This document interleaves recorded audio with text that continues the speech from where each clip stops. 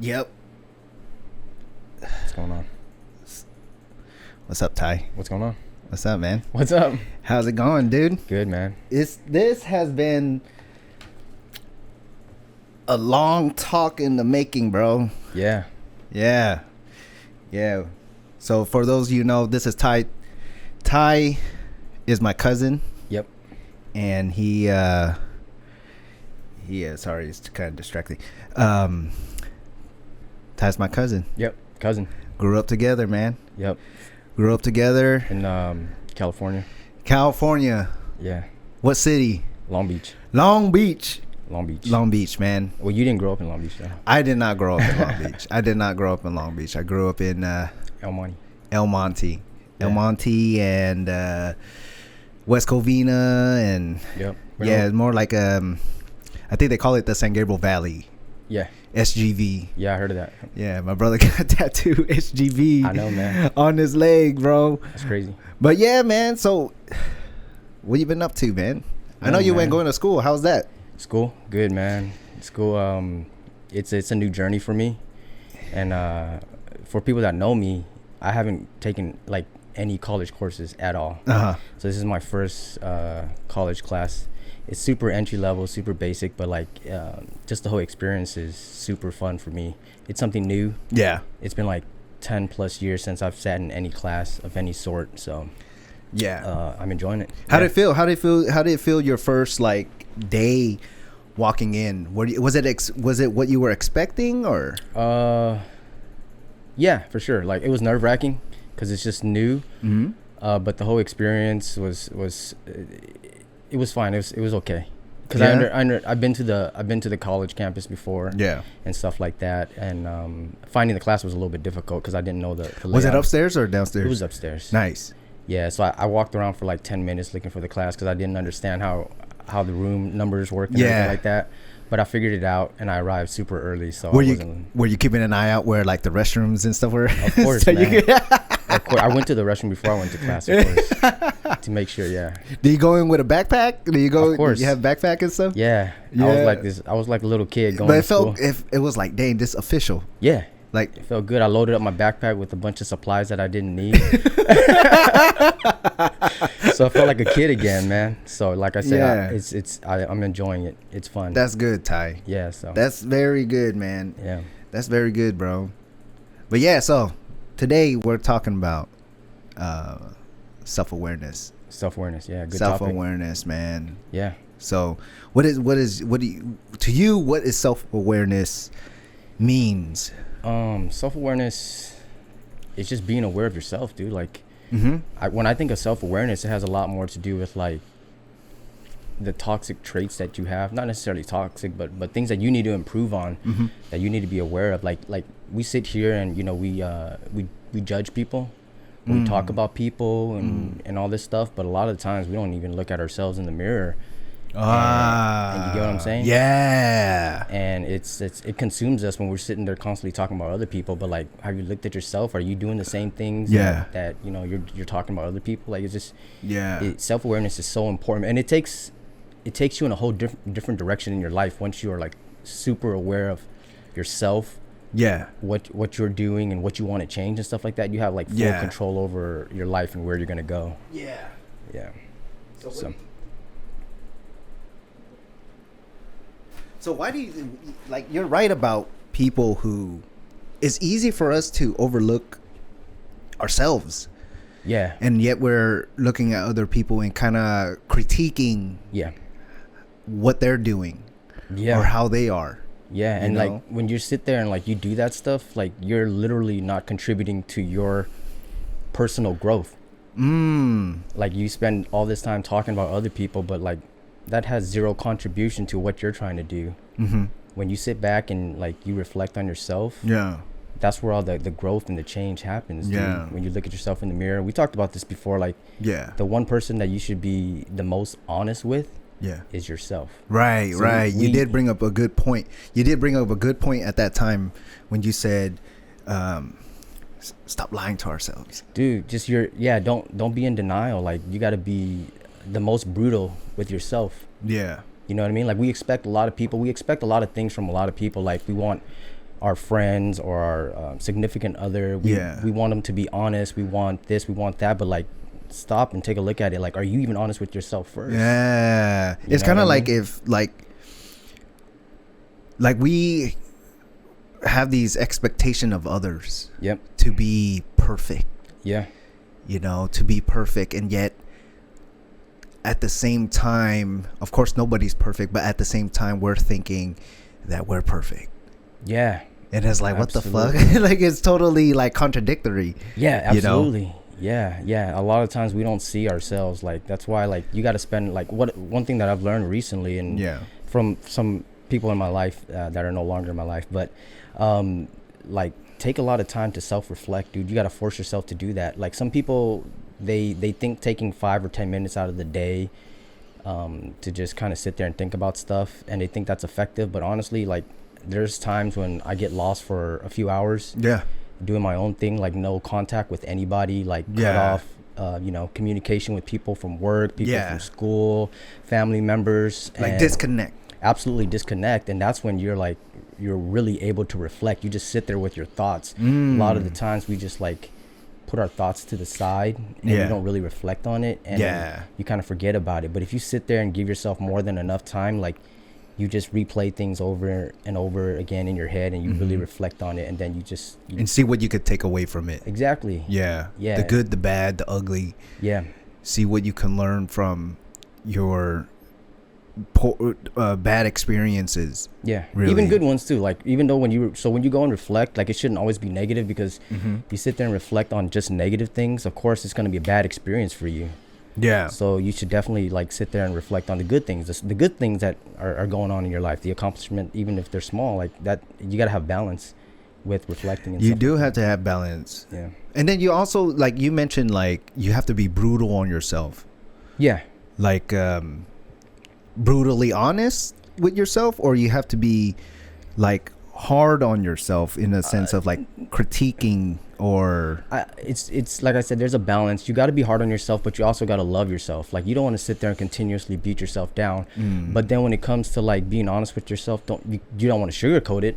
You just got to, you get what I'm saying? Because if you're sugarcoating it, you're kind of like giving yourself excuses. Absolutely. And you're giving yourself you're lying to yourself. You're literally like, lying to yourself. Said, like, you're in denial, dude. You're lying. You're in denial. Like, bro, you have these mistakes, or like you messed up, or something like that. Like, be truthful. Like somebody gave you feedback about you, and you know, you should take a step back, look at yourself, and you know, like, go through it in a logical sense, not in an emotional sense. Like, somebody said something to me, oh man, it's messing me up, but take a step back and be like, was I really like being a jerk?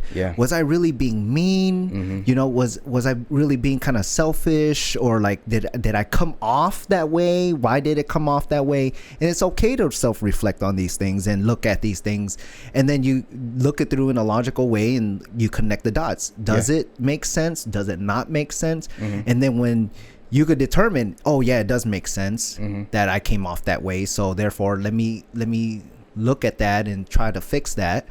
Or you say it doesn't make sense, and that person is just being a jerk. Right. Yeah, you got to sit there and analyze it and stuff like that. Yeah. So, but one of the things that I think about when it comes to self-awareness and self-reflecting and stuff like that is, like, let's say you sit down and you take all that time to do that stuff. Yeah. And it turns out like you were a toxic person, or you were in the wrong, or whatever it is, right? I think there's a lot of growth in talking to people after that and say, hey, you know what, by the way, like, the events that went down or whatever happened between us, turns out like I sat there and I reflected on it, and you know, I made a bad decision, or you know, I wasn't being fair to you, or I was being whatever it was. Let them know that, you know, you reflected on that stuff, and that you're growing as a person, and you know, just like everyone else, no one's perfect, like you said, but it's important for us to show that we're growing individually, so people recognize that. You know what I'm saying? That they're not gonna look at you and be like, he's just stuck in his ways, he's never going to change. Right. Stuck in his way. And I like how you said like going back and like repairing those bridges. And making amends, and making amends with, you know, with the bad blood, toxicity, tension between you and somebody. You know, and showing you that in showing the other person that you have grown. Yeah. You grew and you have learned from your mistakes. Yeah. And it's okay. I feel like that is even more admirable than not doing that. Of course. Yeah, of course. Like, let's just sit there and like, it's super admirable. Yeah. Like growth, because once again, no one's perfect. And if you expect someone to be perfect, whether it's your spouse, your friend, or something like that, that's just impossible. It's unrealistic. It's unrealistic. It's unrealistic. We as people, humans, we have these shortcomings. Of course. We have weaknesses. Not weak, man. We just have these problems. Yeah. We have problems where we don't know everything. Right. So to know things, not everything, but to grow, we go through these trials. And the best thing is, what can you take away from these trials? If you have a bad experience with somebody, or you have a bad experience alone in any kind of situation, and you don't learn anything from it, Yeah. bro, it's like, it's gone to vain. Yeah. It's gone to vain, Yeah, you know? like that. Like, for instance, one thing that I learned when I was like 23, 24 years old was we went through like a training where we watch videos of cops dying. Yeah. And one thing that my brother told me was, because every time I watched it, I was like, dude, like, it hurt. Yeah. It hurt. Like, man, it's not gross, but then it's disgusting that this kind of stuff happens, right? Yeah. Even not just cops, but people in general, right? And they're showing us these videos in the training, and my brother told me, and I was talking to him, I was like, Brand, like, this sucks and stuff. And then he's like, yeah, it happens.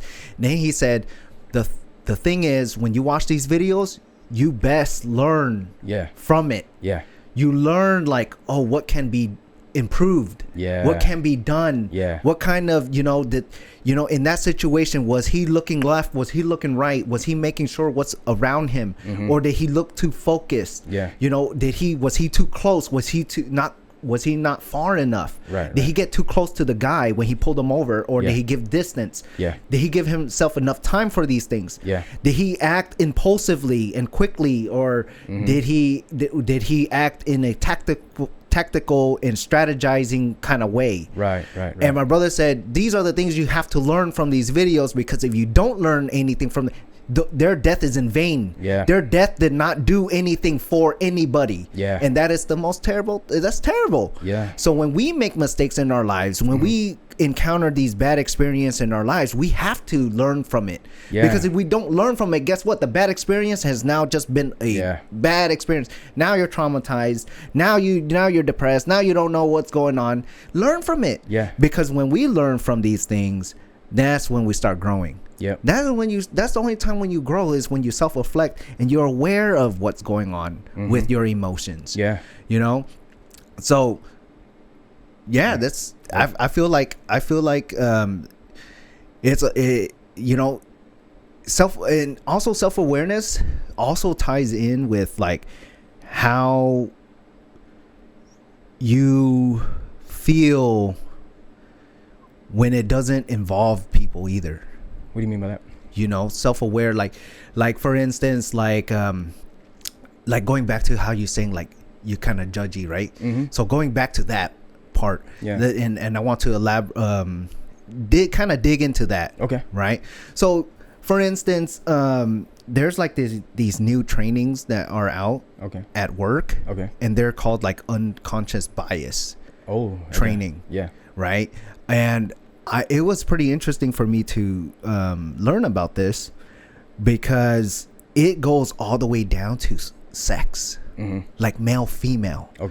In my head, we're all the same. Male, female is all the same. So when I look at a female, I don't think they're lower. They're not in a, women are not in a position to be leaders. But there's people out there that think that. Of course, yeah. And I said that to me is mind-boggling for me, because I'm like, bro, we're all equal, you know. But then in the training, it says like one way to counter unconscious bias, right? For example, I'll give you an example. Is, let's say you're in a position to hire somebody, in a management position, and you get applications in. So you don't see faces or anything, but you read names. So you read names like somebody named like Kathy, or you read names like somebody like Stephanie, and then you read like Adam, Yeah. or something like that. Yeah. They said that in this particular scenario, some people, when they read the name Stephanie, Yeah. they pass it, Really? and they see Adam, and they're like, hey, I want to look into that one. Yeah. Without looking at each application as a whole, period. Yeah. So just initially, just right off the bat, just their name alone, they either Right. they dismiss somebody because of their name or because of the gender. Right. Okay. And then, for example, too, and I, what's his name? I forgot. Long Allen, our uncle cousin. Yeah, I know who you're talking And about. he's a but yeah. teacher, and he's like overseas or goes around to different countries teaching English and stuff. Yeah. So he just recently did a podcast, and they were interviewing him, and he was talking about unconscious bias. Oh, really? And he said that he had to change his name to Allen on paper because he noticed that when he applied and his name is Long, Oh, yeah. that people weren't calling him back and all that. That messed up. It is messed up. Based off of name, your race, ethnicity. I didn't even know that people did this stuff, bro. Because I didn't think I would do it. Yeah, but maybe like you do something like that similar in your life where you're like, you know, you don't realize you're doing something that's similar to that, and maybe not directly like in like hiring people, right? You know what I mean?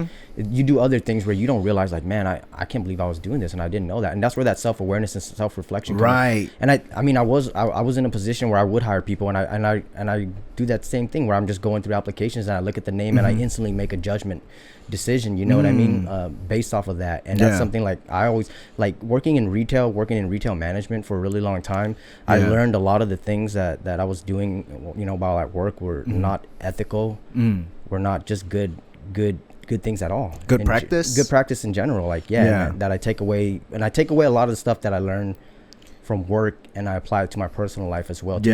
That's that same thing where just like you're judging a book by its cover. When you were self-reflecting about the work related stuff, right? Yeah. When did you start like being self-aware of that? Well, that's a good question, because what I did was like when I was in charge of hiring and I would hire people based off of certain things, let's say gender, their name, or whatever it is. I was hiring people for the wrong decisions, for the wrong reasons. You know what I'm saying? And then when I got them into work and I realized that I hired them for the wrong reasons and they weren't a good employee. Dang. I suffered from that. Yeah. So then that's where I sat and reflected, was like, wow, look at the decisions that you made. You decided to hire a person because of, you know, whatever reason. And it turns out you did a big disservice to yourself by doing that. Right. Because you're going to have to, the turnover rate, the retraining, the rehiring process, and it takes time and all that stuff. So but then you realize that during the course, like when you saw the consequence, then you're like, oh snap. Like, and that's good, because some people, they go through the consequence and they're like, I don't know why this consequence here. I don't deserve this consequence. What the f is this? Why is this happening to me? And then they just keep doing what they're doing. That is so crazy that you say that. Yeah, because there's a lot of times, like working with other people in management and stuff like that, they sat there and they don't understand, like, why can't I keep a team?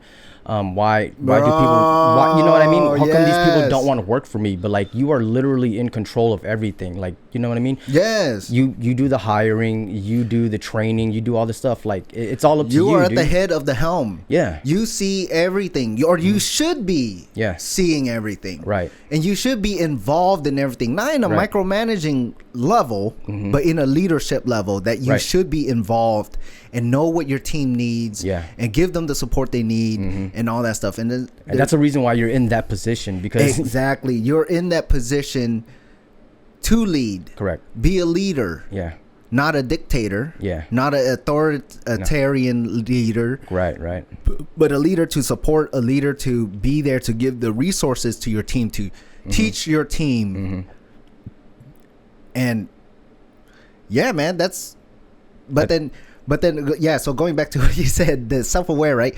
So you're like, you were self-aware of that, and then you made the changes. Yeah. And it's crazy. It's hard to make the changes because you've been practicing it for your whole life. Yeah.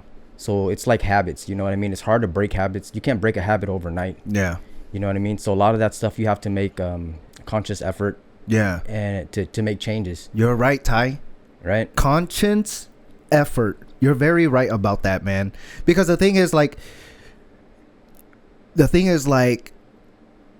we know, right? Let's say you're at a point where you know, hey, I'm messing up on this. Yeah. Or I'm not making the right decision on this. Yeah, yeah. Or I have these kind of bad habits where I think about this, like when I see this person, like, or this type of person, or if I see somebody who, oh, here's a good one. When I see somebody who has quote unquote better things than me, like a car, or like a watch, or like fancy clothes, and then you go, man, like I want that, or like, man, that guy, you know, he think he all that, this and that, like, bro, like, are you aware of like what your, like, where your train of thought is going right now? Right. You know what I mean? Yeah. And I feel like that is, so when you are self-aware of those, like, it's a habit, but you have to be conscious of it, like you said. Yeah. Where you're aware that you're saying these things. Yeah. Once you make that first step and be like, oh snap, look at the way I'm freaking thinking. Yeah. You look in the mirror. Yeah. And you don't lie to yourself. Yeah. Like you said. Dude, that's what I'm saying. Like, you catch yourself like that. Like, self-awareness becomes a habit for me now. Like, a lot of things. Yes, bro. Yeah. Like, I love it. throughout the day, you know what I mean? Yeah. I take a step back and I look at my decisions and I'm like, wait a minute, is this like working towards what I want out of life? Is this the person that I want to be? Is this the person that, you know, what I'm aspiring to be? Like, if it's not, I catch myself and I'm like, oh, okay, like let's you know, let's go back. Let's take a step back. That's good, Ty. Hell yeah, bro. Yeah, that's where the growth comes in. Like, you don't continuously do what you've been doing, and you catch yourself and you let yourself know. Like, you check yourself. You got to check yourself, dude. And if not, you got to have friends around you that's going to check you too. Yes. Oh. You know what I mean? Yes. That's awesome. I'm glad you said that, because one of the guys that commented on our previous video, he said having friendships, right? He said a good friend of yours will check you on stuff that you are doing wrong. Yep. You know, and you know, there's ways of going about checking your friend, but then it's kind of like watching your back. Yeah. Like, hey man, I see you, you know, hey man, I noticed you've been angry often. You're like, what's up? You know, hey, I noticed that you like have a attitude with your mom and shit, bro. Like, it's not good to keep that kind of attitude with your mom. Like, what's up? Yeah. You okay? Yeah. What's going on? Yeah. Like those kind of checks like that. Yeah. Like, hey, I'm checking because I care for you. Yeah. I care about you. You okay? Like, like anything, like you want to get off your chest and stuff like that. Yeah. You know, but yeah, so like being aware, and then like you said, making the conscious decision to address that, you know, and not thinking, here's one thing, man, here's one thing that that people say, I hear quite often, is, oh, I'm just like that. Oh wow, they're not willing to change. It's just like, you got to accept it. Yeah, I'm just that person. You ever hear somebody say, oh man, you know, let's say just some random name. Oh yeah, you know, freaking that guy Mario, he's a jerk, man. Like, you guys notice that he's like kind of rude and stuff? Yeah. Oh, Mario, he's just like that. No, Mario just wants to be a jerk. What do you mean he just like that? Yeah. Because everybody has room to grow. Yeah, no, I stopped accepting that as an answer for people now. No, I'm being dead serious. I'm serious too, bro. Like, that's cool. Yeah, like if that's how he is, then I don't want him in my life. And I just remove myself from that situation. Like, if they're not willing to change or they don't see a problem with it. Right. You know what I mean? Right. Being like that is not who you are. Being like how like we are how we are, of course, based on our, like, you know, our personality, our brains and stuff like that, but also our environment. Yeah. So how we were raised as kids. Yeah. Our peers, the environment that we were around. Yeah. Right. You grew up in Long Beach. I grew up in El Monte. My school system was literally like a freaking prison. Yeah. Literally gated everywhere. They literally had our playground area was called a blacktop. It's a blacktop. It's a freaking prison. The blacktop is just basketball courts. That's it. Okay. And they said, oh, you can't eat, you know, you can't bring food into the thing. All the food you eat has to be in the cafeteria. Afterwards, everybody go to the blacktop. Yeah. There's nothing in the blacktop, bro. Just basketball courts, bro. Dang. It's like a prison. Everybody wore the same uniforms and stuff like that. But yeah, it was very strict. Mm-hmm. I see a pro and con in it, but yeah, our environment, you know, so our environment, so that molds us to be a certain way. Of course. It doesn't mold you to be a way, like permanent, right? So when people say the phrase like, oh, he's just like that, she's just like that, or I'm just like that, bro, no, yeah, no, you're just like that. You want to be like that, you know? Yeah, you're trying to be that person. Like you're making an effort to be that person. Like I feel like, I don't know, that's something I don't accept from people anymore. Yeah, so I feel like, you know, being, you know, for instance, if I was a jerk, right, and I say I'm a jerk, I'm just like that. Yeah. Like, don't I hear myself right now? Dude, yeah. Like, don't you hear yourself? No, some people are super in denial. Like, they're okay with that. That's the way they operate. That's the way they want to live life.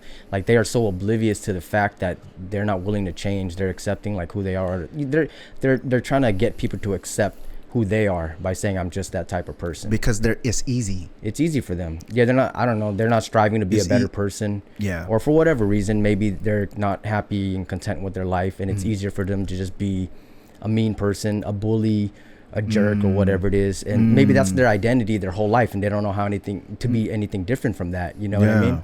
But I feel like those are the people that I never want to be around. They're not willing to grow. They're not willing to change. It's stealing your peace. Yeah, it's stealing your peace. It's like it's like why would you want to be around somebody who's where you're like walking on eggshells? Yeah, where you gotta watch out what you say. Yeah, or you gotta watch, or when they say something, you're like, oh, what did they mean by that? Yeah, you know, like I can't really, like, being around somebody that you can't even trust. Oh, that's one of the biggest things that I've learned is, like, I realized I was in a lot of situations that were making me unhappy, that was draining my soul, draining my energy. And I didn't realize, like, it sounds kind of crazy because it's so basic. Like, remove yourself from that situation. You don't have to be here. You don't have to be around these people. Like, maybe the desire to have a lot of friends or to be popular or to be liked by people, like, put you in those situations. But, like, I'd rather be alone than to be in a situation where, like, someone's stealing my happiness, stealing my peace, draining my energy, because I can't operate when my soul is drained. And I realized that, like, sometimes I would lack energy. Sometimes I'm not in a great mood. I'm a happy person in general. You know me. Like, we hang out together. It's always good times. Yeah. So if you see that I'm not happy, I'm tired, I'm drained, something's going on, then something's, like, taken away from that. That's not me. Like, you should recognize that, oh, that's not Ty. He's a happy person in general. There must be something going on in his life that's consuming his happiness, that's draining him of his energy. Like, by nature, I'm a happy person. I'm a good, like, you know what I mean? So I try my best to remove myself from those situations whether it's like work, friends, relationships for sure. Like, I've learned so much in my past relationships. I was in relationships when I shouldn't have been in those relationships. Man, I can just go on for hours about that. But I realized it was all in my power. Like, I didn't have to be with these people. It was the fear of being alone. I was just so used to, like, I literally would jump from relationship to relationship to relationship.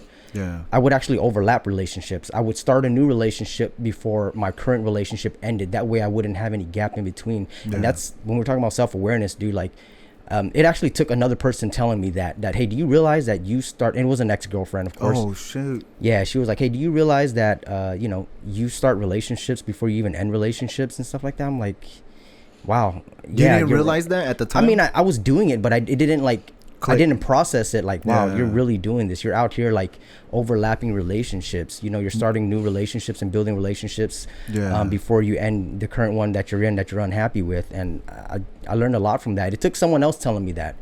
And it took a while for me to, like, come to terms that, like, oh wow, you're a pretty crappy person for doing that. And it has a lot to do with, like, me, like my insecurities and stuff like that. And I realized it was all me. Like, I wanted to have somebody like a warm body to roll over to, like, you know what I mean? No, so there's no gap where I'm alone and by myself. That comfort, the nurture. Yeah. So now, like, going forward, like, I spend a lot of time like reflecting on that. Like, be a good person. Like, if you're not happy with someone, like, get out of that relationship and be okay with being by yourself. And it's actually, you know, like, people used to always say, like, hey, you just ended a relationship, give yourself some time. Like, and it didn't make sense to me at the time, but like, that time after a relationship is so important, because that's when you really process what happened in the relationship. Oh, you know what I mean? Yes. When you're in, like, love is blind, for real. Like, sometimes you're in a relationship, you're in love with someone, you don't realize the things that you were doing.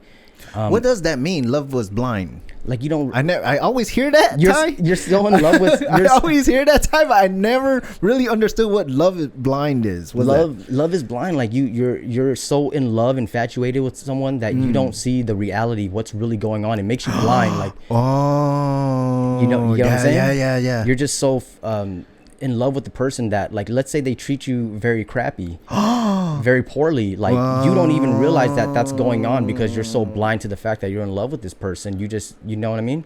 And then it takes like being out of the relationship, it takes months, years for you to sit there and reflect, like, wow, the way that this person was treating me was terrible. But I didn't realize it at the time, because I wanted to be in a relationship, I wanted to be in love, or I was in love with this person. And that's why that time after a relationship is so important for you to reflect on it. It is very crucial, right? It's very crucial for you to, when you get out of a relationship, even friendship. Absolutely, yeah. You know, man breakups and stuff like that. Like, you have to really reflect on the whole thing as a whole. Your mistakes and also their mistakes and what you could have done and what they could have done. And the thing is, you're not thinking about these things to, like, dread on them. You're right. Yeah. You're thinking about these things and say, oh, how can I be better? Absolutely. How, and then also when I get my next partner, you know, what I want, like, what I want from them. Yeah. You know, what kind of personality am I getting into? You know, and that's when you do, because if you're right, if you don't reflect on your past relationships and give yourself this time to heal, give yourself this time to heal, give yourself this time to, you know, be alone and be happy alone. Because for instance, like, when you're in a relationship, right, it's kind of like you're also getting, like, this sort of, like, validation. Of course, yeah. Right? So validate yourself. Validate yourself. Love yourself. Yeah. Love yourself. Validate yourself. Yeah. Freaking know what you want. Know what you could grow from that, and apply it to your next relationship. And then also, like,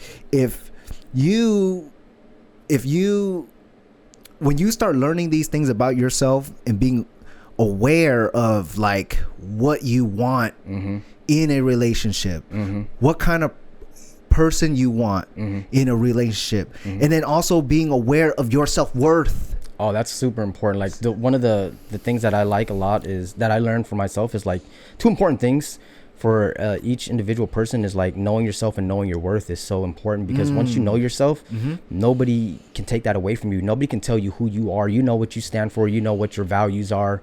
You know what I mean? Yeah. And nobody can ever steer you in a direction, you know, to be a person that you don't want to be, because you know who you are. You're gonna stand your ground. Right? Yes. And then knowing your worth will, like, once you know your worth, like, you're gonna remove yourself from situations. You're like, you know, I love myself enough to not be treated this way. Yeah. Like, I deserve better than this. Yes. So I'm not gonna allow myself to be, you know, mistreated or anything like that at all. Yeah. So knowing your worth and knowing yourself is, like, so important for every individual person. Like, it makes your life so much better once you figure that stuff out. Yes. Yeah. Yes, you're right. Knowing your worth, like you said, the thing is, when people when they're in this blind love, right, they're also blinded by their worth. Oh yeah. Right. And it's kind of like, do I deserve being treated like this? No. Do I deserve, you know, this? Does this person even does this person deserve how I'm treating them? You know. But knowing your worth, like, setting that bar so high, that's why most of the time when people get out of relationships, they're single for, like, a year, 2 years, sometimes even longer. And then the next relationship that they get into, they suddenly, like, you ever seen those relationships where they are like, they've been with somebody for like 3-4 years, and then they get out of a relationship. Then there's like a gap, and then all of a sudden they meet somebody, and boom, they get married. Yeah, because boom, they get married in like a year, like not even a year, like a month, 2 months. Like, wow, how long have you been knowing this person? Like a month, 2 months. And it's like, dang, isn't that fast? Right? Isn't that too quick? And you're like, well, actually, during my course of healing, and during my course of like self-reflecting, and during my course of being self-aware of my worth, and hey, this person I met all of those things. They're now my best friend. I could get I'm so connected with them. And most of the time too is the other person has also been on a hiatus in relationships. They have been through a journey of self-reflection as well. So now two people who have know their worth, set the bars high, they meet, and then they're like, you met my expectations, I met your expectations for this particular baseline. Right. Hey man, let's get married. This is great. And then they get married. Right. So being aware of that, even like, and that's so good. That's awesome, Ty. Like, that you went through this thing, and you're like, bro, like, I need to slow down, dude. I'm telling you, man, that time period afterwards, like, I hate it when people ask other people, like, why are you single? Like, what's wrong with you? Like, they ask you, like, it's a bad thing that I'm single. I'm single because I'm not gonna get into a relationship. When are you getting married? But you get what I'm saying, though? Yeah. Like, they say it like, hey, why are you single? There must be something wrong with you, like, or like, you know what I mean? Like, they say it in a negative way, and it's just like, I'm single because I know exactly what I want, and I'm not gonna settle and compromise for anything less. I choose to be single. I'm choosing to be single. Exactly. You don't think it's easy for, you know, someone to go out and easily get into a relationship? Like, I feel like I can go outside and, you know, spend a little bit of time and jump into a relationship if I really wanted to, just to be in a relationship. But I don't want to do that. Why am I gonna? I'm at a point where, like, I want my next relationship to be my last relationship. And I know it sounds it sounds cliche and corny and stuff like that. No, man, that sounds awesome, bro. Yeah. That sounds freaking awesome, because you ain't playing no games. Nah, I don't have time to play. We don't got time to play these games anymore, man. Yeah. You know? Yeah. And the thing is, like, we don't even know that we were playing these games. No. We weren't even aware of this game. Yeah. You know, and that's why when we were little kids and they were playing songs and stuff, and it says, don't hate the player, hate the game. Yeah. And we're like, what the heck does that even mean? And then now we're living through it. Now that we understand, the game? Yeah. Man, screw the game. Yeah. That's why they say don't hate the player, hate the game. Yeah. Well, dude, you're playing the freaking game, bro. Like, if you're aware that you're playing this game, then you know what? I hate you too. You know, I'm gonna be a hater of you now. But you know, I get what you're saying. That's good, Ty. Like, that is great. That is a great way of looking at it, bro. That is a great way of looking at it, as in, when you get into your next relationship, like, it has to be the one. I mean, who wants to go through life jumping from relationship? Maybe there's somebody out there that enjoys that, and I mean, no judgment. Like, if that's what you want out of life, that's cool. Like, do that. That's all you. But for me, like, and I think for the majority of the world, like, you want to find your person and spend the rest of your life with that person. And like, I want to be open. I want to be vulnerable. I want to trust one person. I want to have that sidekick, that partner. Yeah. And after a while, you realize, like, by putting yourself into these relationships, what they call it, that confidant. Yeah. And someone that you can can trust with any single piece of information, and they're not going to judge you, and like, they're trying to help you grow as a person. You know, you get what I'm saying? Yeah. Yeah, and like that's what I want. That's what everybody's looking for, I feel like. And eventually I want to get there, and I'm not going to force that on me ever. Like, I'm not going to force somebody to be in a relationship with me. Yeah. I'm not going to push it. Like, I'm like a very let it flow. Yeah. Type of let it flow in that way. Yeah. Let it flow in that way, not a let it flow and, you know, let's see what happens. Yeah. Kind of, but it's kind of like let it flow in a way where it's like easygoing. Yeah, dude. I'm not pushing like my person whenever like that happens. That's because I'm meant to meet that person and all that stuff. So, yeah.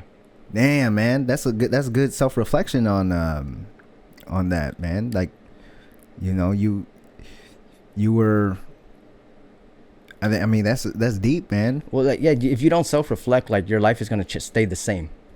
Stagnant. You stagnant. Like you want your quality of life to get better. Like as you grow every single day, you want to be in a better place. You want to be a better person. At least for me, I'm sure everybody else wants to be like that too. I hope so. I would hope so. But some people are okay with the people in my circle do. Right. But some people are okay with like just living the same life over and over and again. Like, you know what I mean? Like, yeah. And they don't want anything better than what they have. And maybe like they love the comfort, but I'm sick and tired of being comfortable for like the last 5-10 years. Like, I want some change. I want like a better life. Hey, right? Yeah.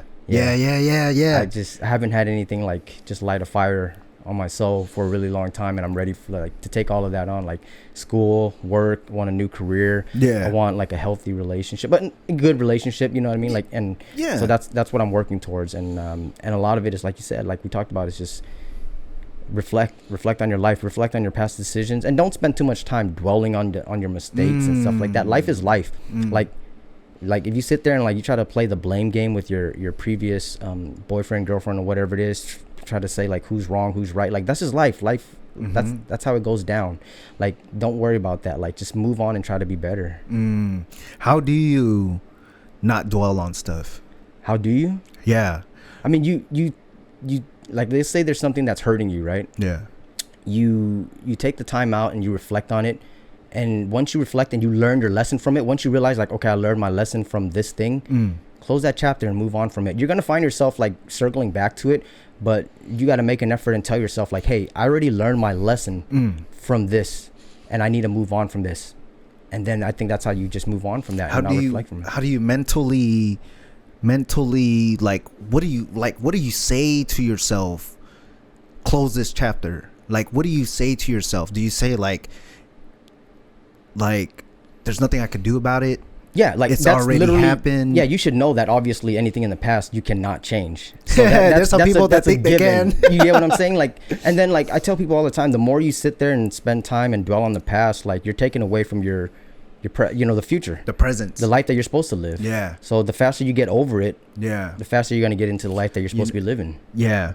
The way I see it is, if you spend 3 hours thinking about something terrible that happened, or you feel like it's terrible, sure, or you spend the next 3 hours, 10 minutes thinking about how somebody said something, you literally took out 10 minutes, 1 hour, 2-3 hours of your day, of your energy, of your time, of your mental state, thinking about that thing. Yeah.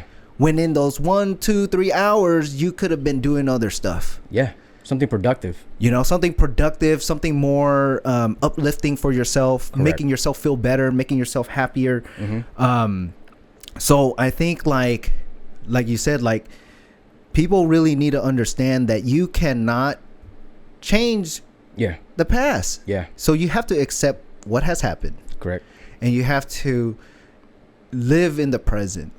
But like you said, like you gotta like, you have to speak to yourself. Like when it comes to like self-awareness, I find myself talking to myself a lot now. Oh yeah, I remember you say that. You know what I mean? Yeah. Like you like really have to talk to yourself. And I used to think it was crazy. Do you talk to yourself out loud? No, I think in my mind, I'm very loud in my mind. Hell yeah. But no, maybe there are very little times when I do speak out loud to myself, but I'm definitely one of those people where I just talk to myself in my head, which most people do. Yeah. And you got to tell yourself, like, I cannot change the past. And one of the things for me is like, I already learned my lesson from this. Like, why am I circling back to this? I already know what I was supposed to take away from this. Like, and that's how I move on from things. Yeah, a lot of people reflect back on things that happened in the past, and they live it like it's a replay. Yeah, like the pain, the suffering, the anxiety, the drama, the trauma. Yeah, it just replays. So I'm wondering, how do you push the stop button on that replay? You know, I mean, I find it very easy because anytime you enter into the past, and you dwell on that stuff, you're in pain. Like, I don't want to be in pain, and it has a lot to do with like loving yourself.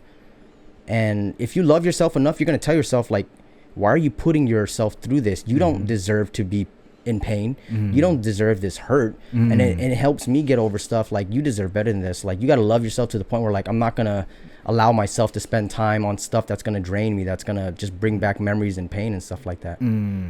Yeah a lot of people don't love themselves or maybe enough. they haven't learned from it. They haven't taken away from that incident.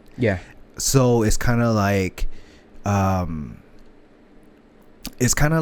you know, if you run into a problem, like, hey, why did my brother, you know, do this to me, like be mean to me, or something like that, or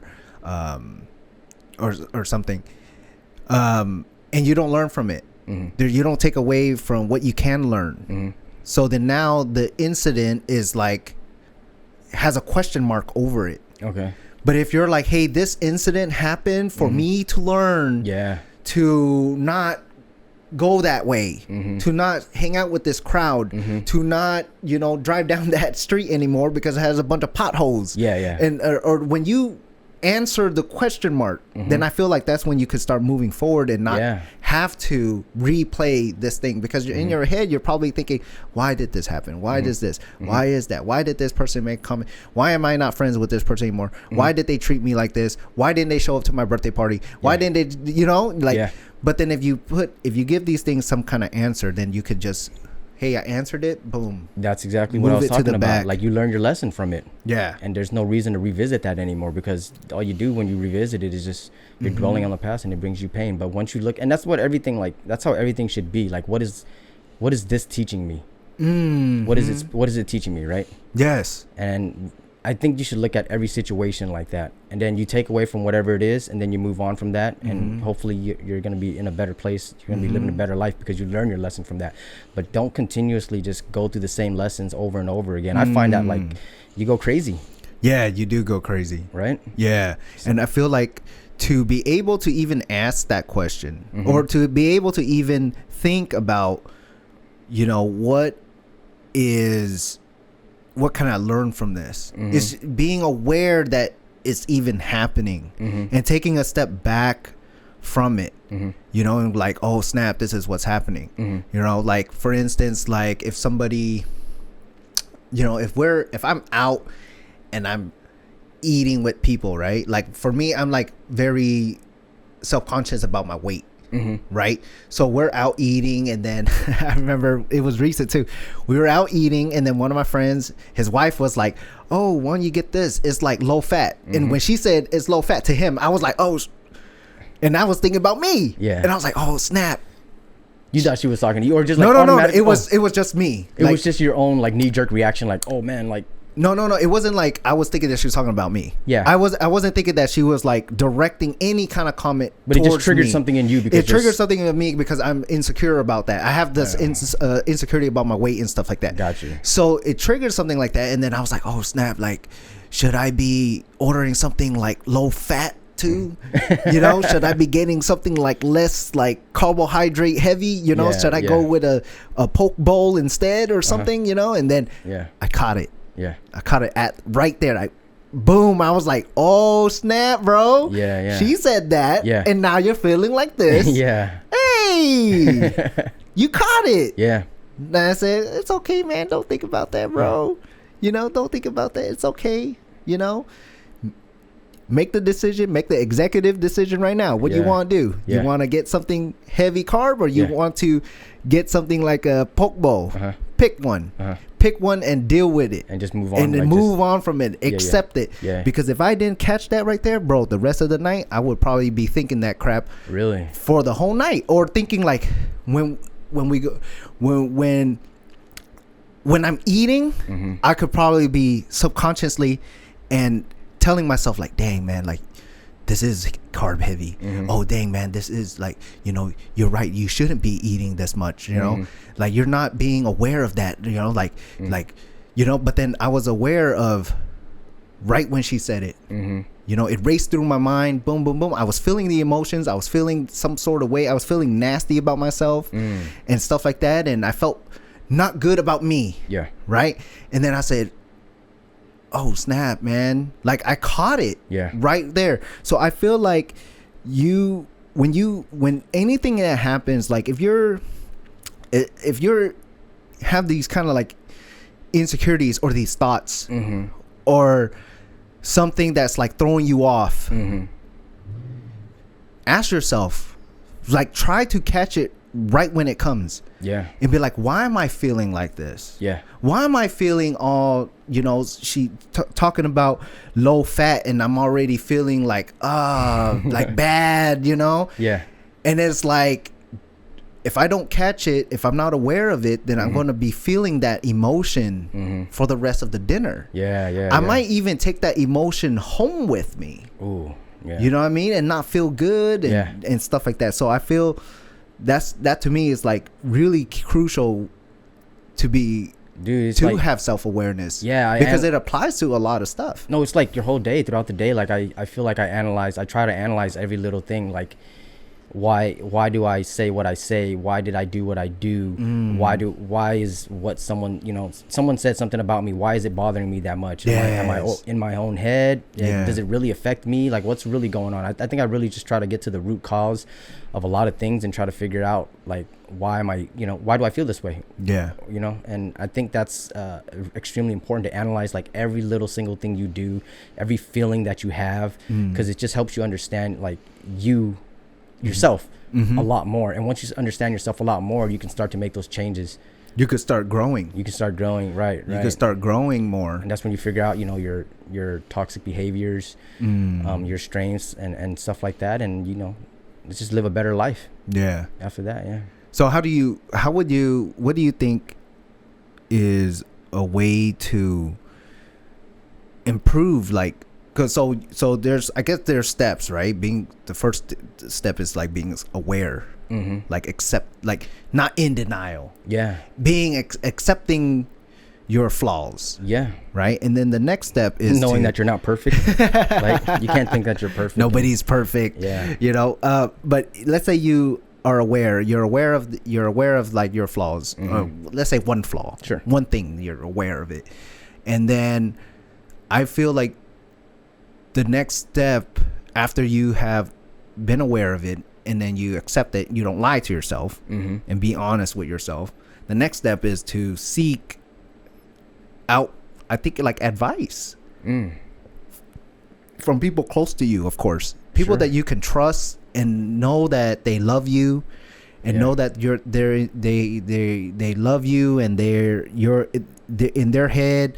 They have your back. Yeah, they actually genuinely care for you. They actually, yeah. Right. And you ask them and talk to them and say, hey, I noticed this about me. Like, do you notice it too? Right. Hey, yeah. Like, those relationships are so important, where you can have people and you can come to say, hey, like, like you said, I noticed this about myself. Did you know that I'm this type of person? Like, and you're like, yo, yeah, I noticed that, but it was something that I wanted you to catch on your own and work on your own. And like, I noticed that you, but I didn't want to be me. I want to be nice, bro. I didn't want to be mean to you. No, there's a fine line. Like, you gotta, like you said, like, you gotta have friends that check you too. Yeah. Like, I'm not just gonna let things go unnoticed for a really long time. Like, let's say you had a bad addiction or something like that, and I just sit back and like watch it happen. Like, I don't genuinely care about you. Damn. You know what I mean? Yeah. Like, I should say something. It's just like people with like that drink a lot, that do drugs, that smoke, or whatever it is. If you have friends that enable you, encourage you, and they don't say anything, then they don't care about you. Do they just watch you waste your life away? Yeah. And you know what I mean? Yeah. They don't like, hey, like they don't want to see you grow as a person. Like, that's terrible. Like, you should get away from those people. Those people should not be in your life. Yeah, it's kind of like enabling. Yeah, it's literally enabling, or just they don't care about you. They don't want to see you grow, or like, let's say they don't want to see you doing better than them, so they're just okay with you like making bad decisions. Dang. They're in competition with you. Dang. Oh yeah. You know? Yeah, bro. Yeah. Yes. Freaking hate that, man. And that's actually going on. Like, I feel like it happens a lot, and people don't realize it. Like, excuse me. Yeah. I hate that, bro. Yeah. People who, and that's what, like, Gary Vee, he posted this thing, and it said, I don't know if you've seen it, but it says, if you think you're better than somebody, you already failed. Yeah, absolutely. He said you're done. Yeah. If you already think and feel that you're better than someone, you're done. You're not. Yeah. You're done. There's no growth. Yeah.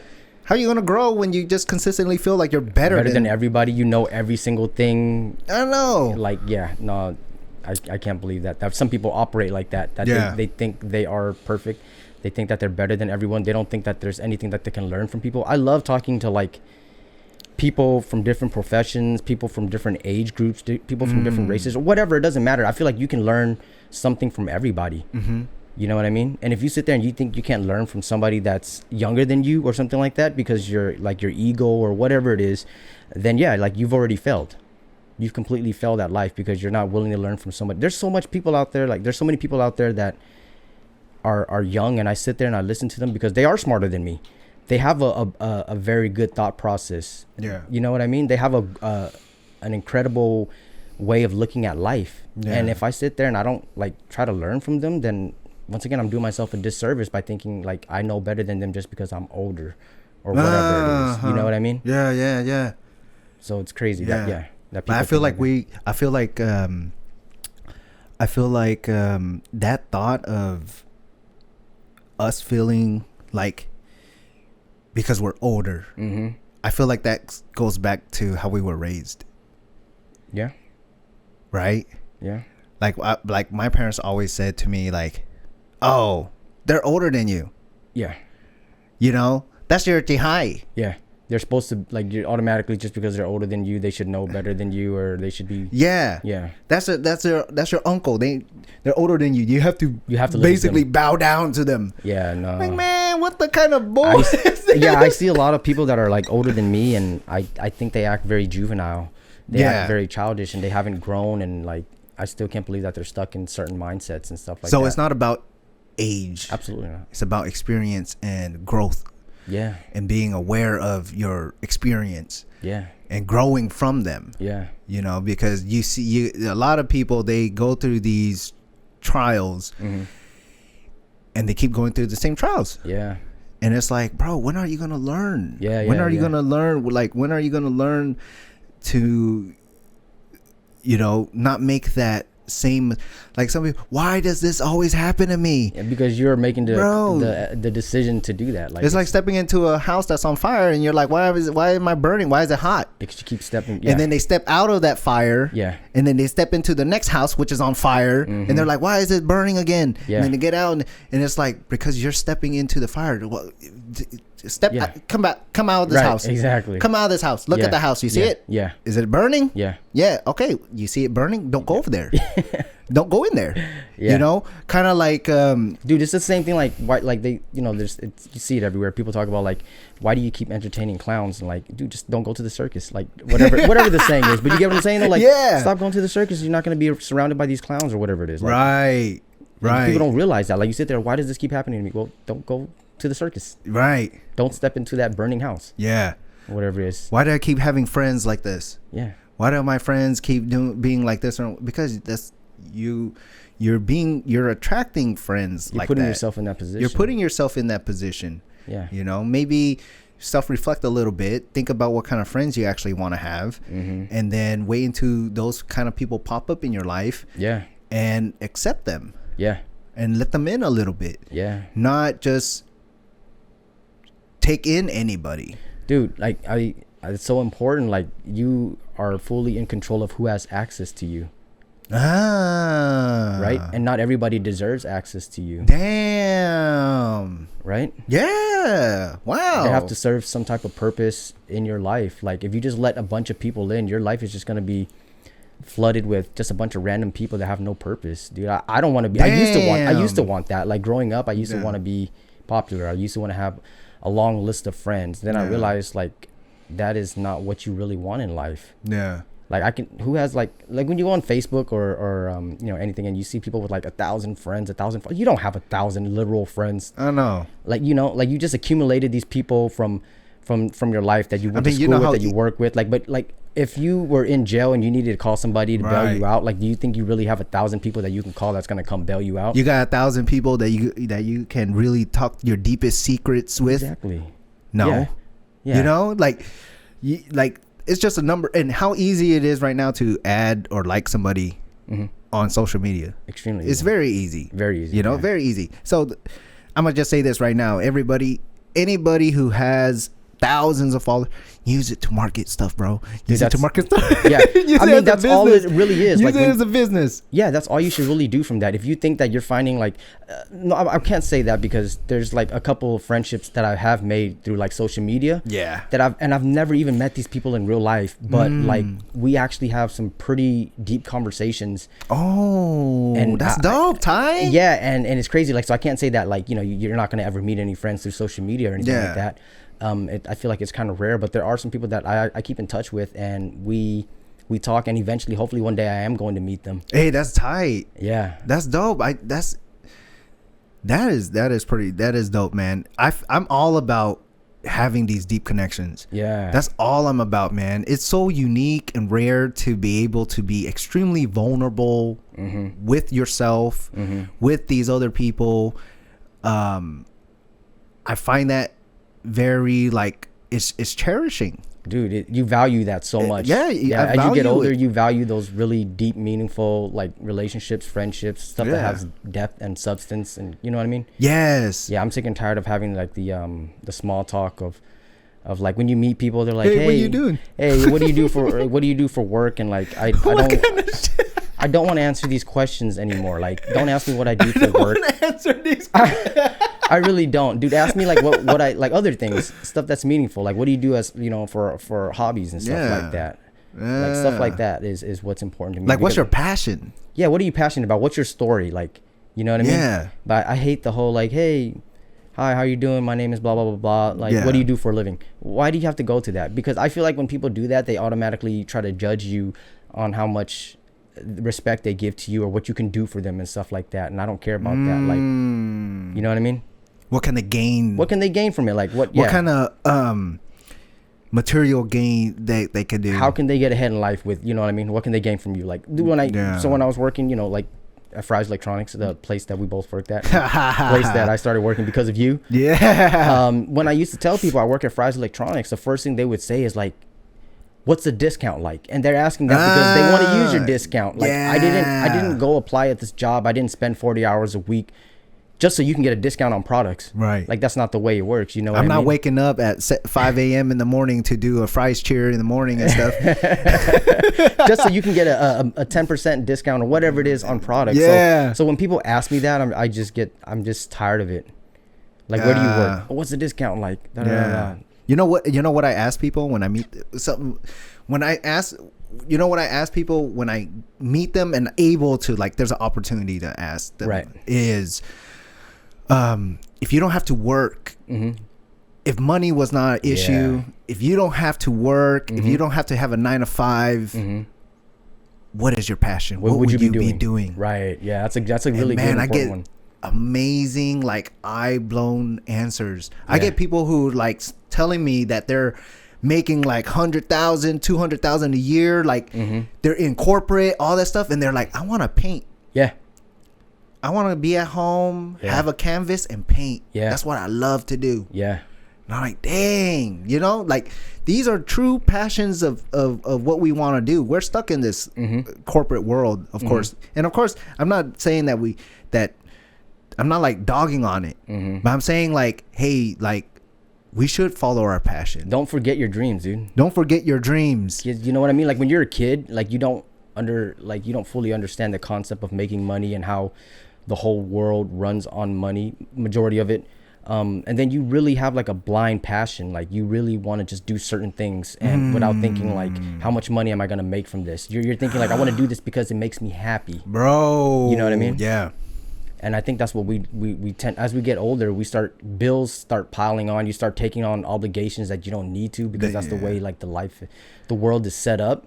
And if you can like get out of that or avoid those things, you're gonna like always truly chase your passion. But then like, you know, life happens and you get into a place where like, man, I have to make a certain amount of money. But then that's when you start reflecting like, do I really want to work in corporate and make $100,000 a year just to pay 70% of that to things that I don't need and stuff like that? Like, or should I just take a step back? Like that's what I'm doing right now. Are you really living? Yeah, exactly. Right. Are you really living? Right.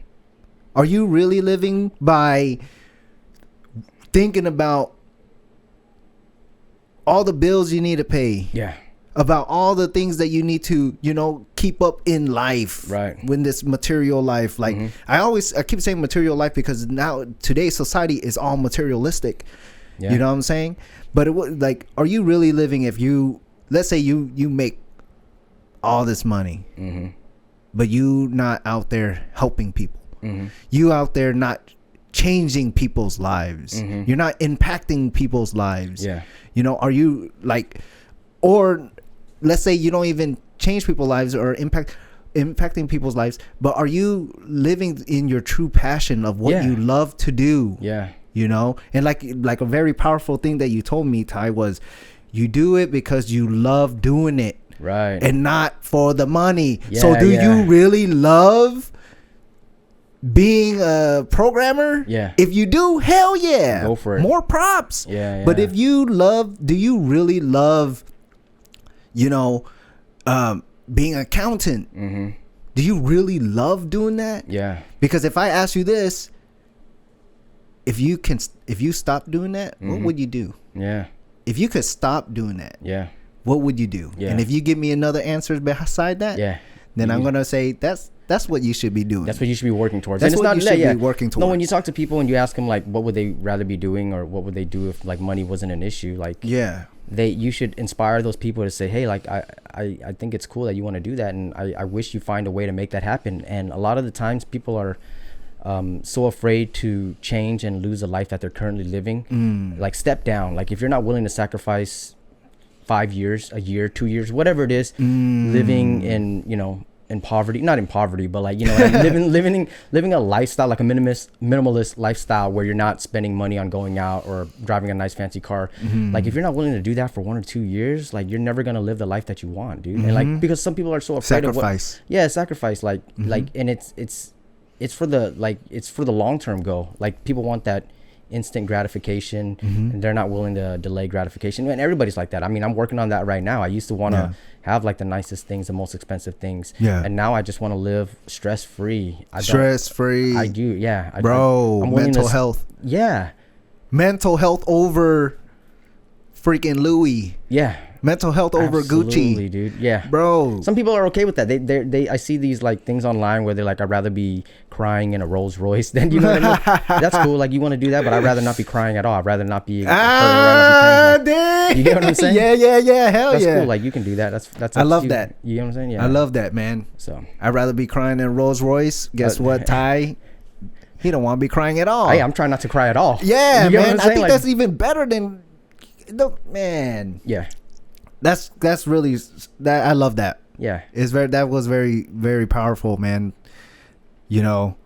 Because and people who say I'd rather be crying in a Rolls Royce, like, that's material stuff, man. Which is cool. Like, if that's how you want to live your life, like, everybody like live they can live their life on their own terms and stuff like that. Everybody's different, so just got to be open minded. But that's not how I'm trying to live, and especially the people around me, I'm trying to inspire them to live like that, because I feel like you just sleep easier at night. There's a lot of Now, I'm not saying like people can't own nice things. Oh no, I love nice things. Yeah, I love nice things too. I'm not get me wrong here. I'm not dogging on anybody who loves to have these nice things, like loving to have, like, I would love a Gucci wallet and stuff like that. I would love these things. Yeah. But I'm not like in love with it. Yeah.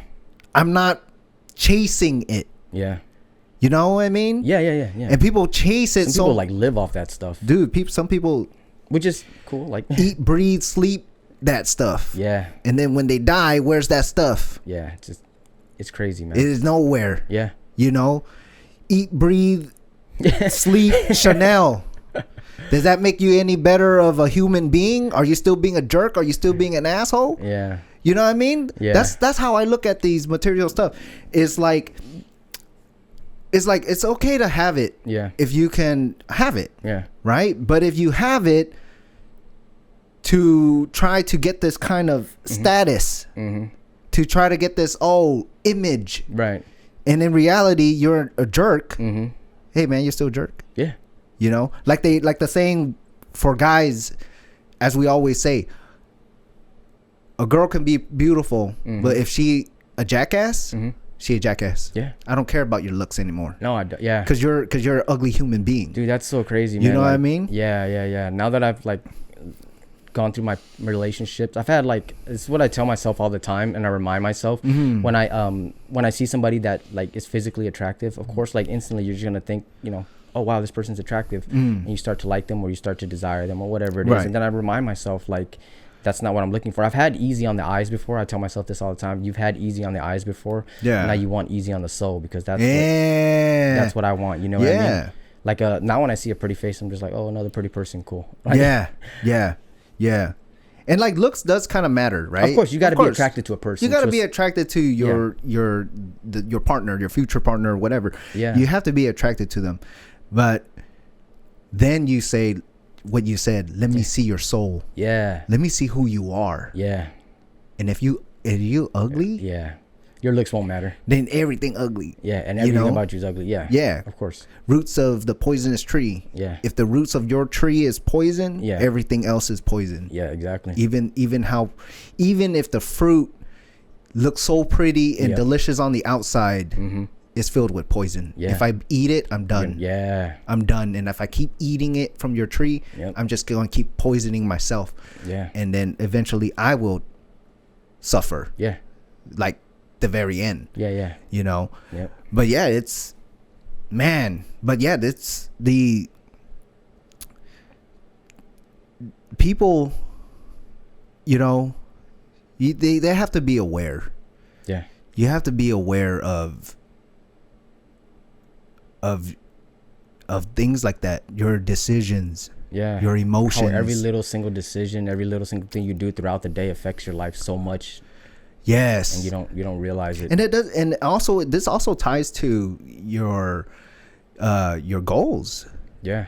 Like you said, everything should be contributing towards your goals, your life goals. Yeah. They don't have to be like anything crazy, but like your time should be spent going towards that direction, not, you know, going in the opposite direction. Yeah. So that's why, like, throughout the day, you got to question yourself. Like, let's say your friends invite you out to drink and stuff like that, and it's cool to have a social life and stuff like that, but maybe you got to have a really balanced like life where you're like, okay, like, if I go out and drink, is that really contributing to my goals, my life and stuff like that? No, it's not. So you got to step back and be like, you know, I'm not going to do that. And like I said, don't live a life where you don't have a social life and you're just continuously working and that's all you do. Yeah. But like, maybe don't go out 5 days out of the week. Yeah. Or maybe just limit it to 1 day out of the week. Yeah. Like for me, when I was out partying a lot, right? And of course I was like going through a lot of stuff. I wasn't aware I was going through a lot of stuff. Yeah. I thought I was good. Yeah, you thought you were living the life, huh? I thought I was living the life. I was like, but then deep down inside, I was hurting bad. You know, that's why I was making these decisions. Yeah. But I remember I was at the club and I was standing there by myself. I went to the club by myself, right? And I was standing there and I was like, what the heck am I doing? What am I doing here, right? Yeah, I was like, what the heck am I doing here? Wasting my time here. Yeah. I could be at home right now playing Counter-Strike or something. Or I could just be out, like at home, or I could be doing other things. Why the heck am I here? Why did I choose myself to be here? Yeah. I drove myself here. Yeah. What is going on? You had an epiphany. You're like, man, this is not fulfilling. This is so empty. Like, and that's where that self-awareness and self-reflection comes in. Like, you want to get to that point a lot early on in your life, so you're not wasting away years and time and stuff, spending it with the wrong people in the wrong places, etc., stuff like that, and being able to catch it right away. Yeah, you know, which I feel like is very important. You know, like you remember the story I told you how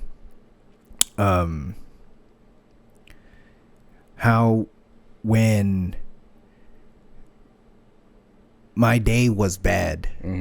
And I didn't know until my sister told me. Oh, yeah. Retrace your steps, you know.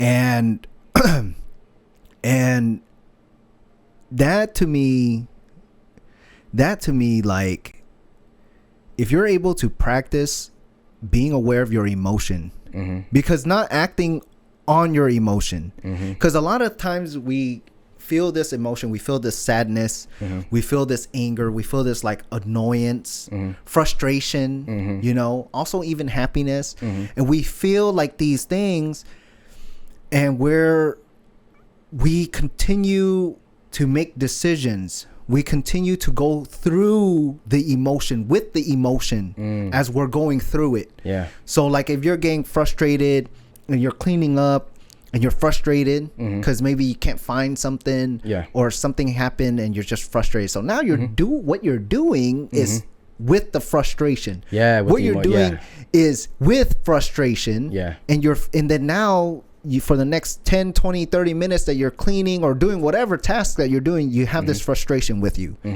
But if you're aware of the frustration right away, you're like, hey, right now I'm frustrated. And why am I being frustrated? So let me explore that and see why I'm being frustrated. How should I answer that? What is, how can I not be frustrated anymore? What is causing me to be frustrated? I need to address this now and take care of it. Either it be coming with a solution, either it be accepting of something that happened, and then you can continue without that frustration writing it. Yeah. Because you made this moment, if you feel some type of emotion, right? The thing you should do is stop real quick, take a deep breath, look at yourself, kind of like think of yourself in like a third person and analyze your emotion and say, hey, how am I feeling? And where's this feeling coming from? What caused this feeling? And then once you're able to recognize and explore and see what caused the feeling, then you could decide, okay, I know where it's coming from, so I'm not being blindsided by this. And now I need to make the decision if I want to keep being mad or set a timer and say, hey, I'm going to be angry about this for 5 more minutes. But after 5 minutes, I need to stop being mad at this because I don't want it to ruin the rest of my day. I don't want it to ruin the rest of the next hour, 2 hours. Because that's very stressful to do. It is. It takes up a lot of energy. It does. It drains you. Yeah. But for me, like I things don't hit me till like 2 or 3 days later, man. Really, Ty? Yeah. Like I'm a very emotional person, so I can definitely, I find most of the time like I react on emotion, but it's when it's like 2 or 3 days later when I've had time to think about things and spend time alone, like just in silence, is when I really realize things and I've sat within and processed this. And like I'll be working or doing something throughout the day. I was like, oh man, I remember that thing that happened like 3 days ago. And it kind of hits me like, okay, this is the reason why you were acting the way you were acting, or this is the reason why you were feeling the way you were feeling. It kind of happens naturally. So I personally don't try to force myself to understand things right away. I just kind of like let it just sit there for a little bit, and then once like the emotions, the anger, the frustration, the stress, whatever it is, fully leaves my body, then that's when I'm able to like analyze and dissect things and finally understand it. That's good. Do you so like when you give yourself that time frame to reflect and stuff like that, does the incident that happened or like the emotion that happened, is it still lingering? Or is it like put in a spot where it's kind of like you're putting it into like a dresser, and then you say, okay, I'm gonna come back to that? Because the reason why I'm asking that is because I want to know if throughout the 2-3 days, is it still bothering you, like in the back of your head? I don't think so. I think generally within like 24 hours or maybe even less than that, during the same day, it bothers me. Like the longer I go, like the longer like it, it just slowly bothers you less throughout the day.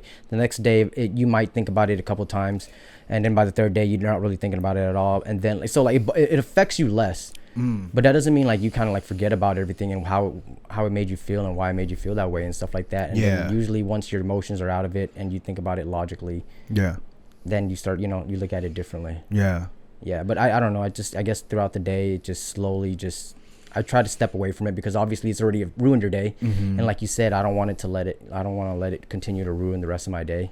But didn't it linger for the next 3 days? Sure.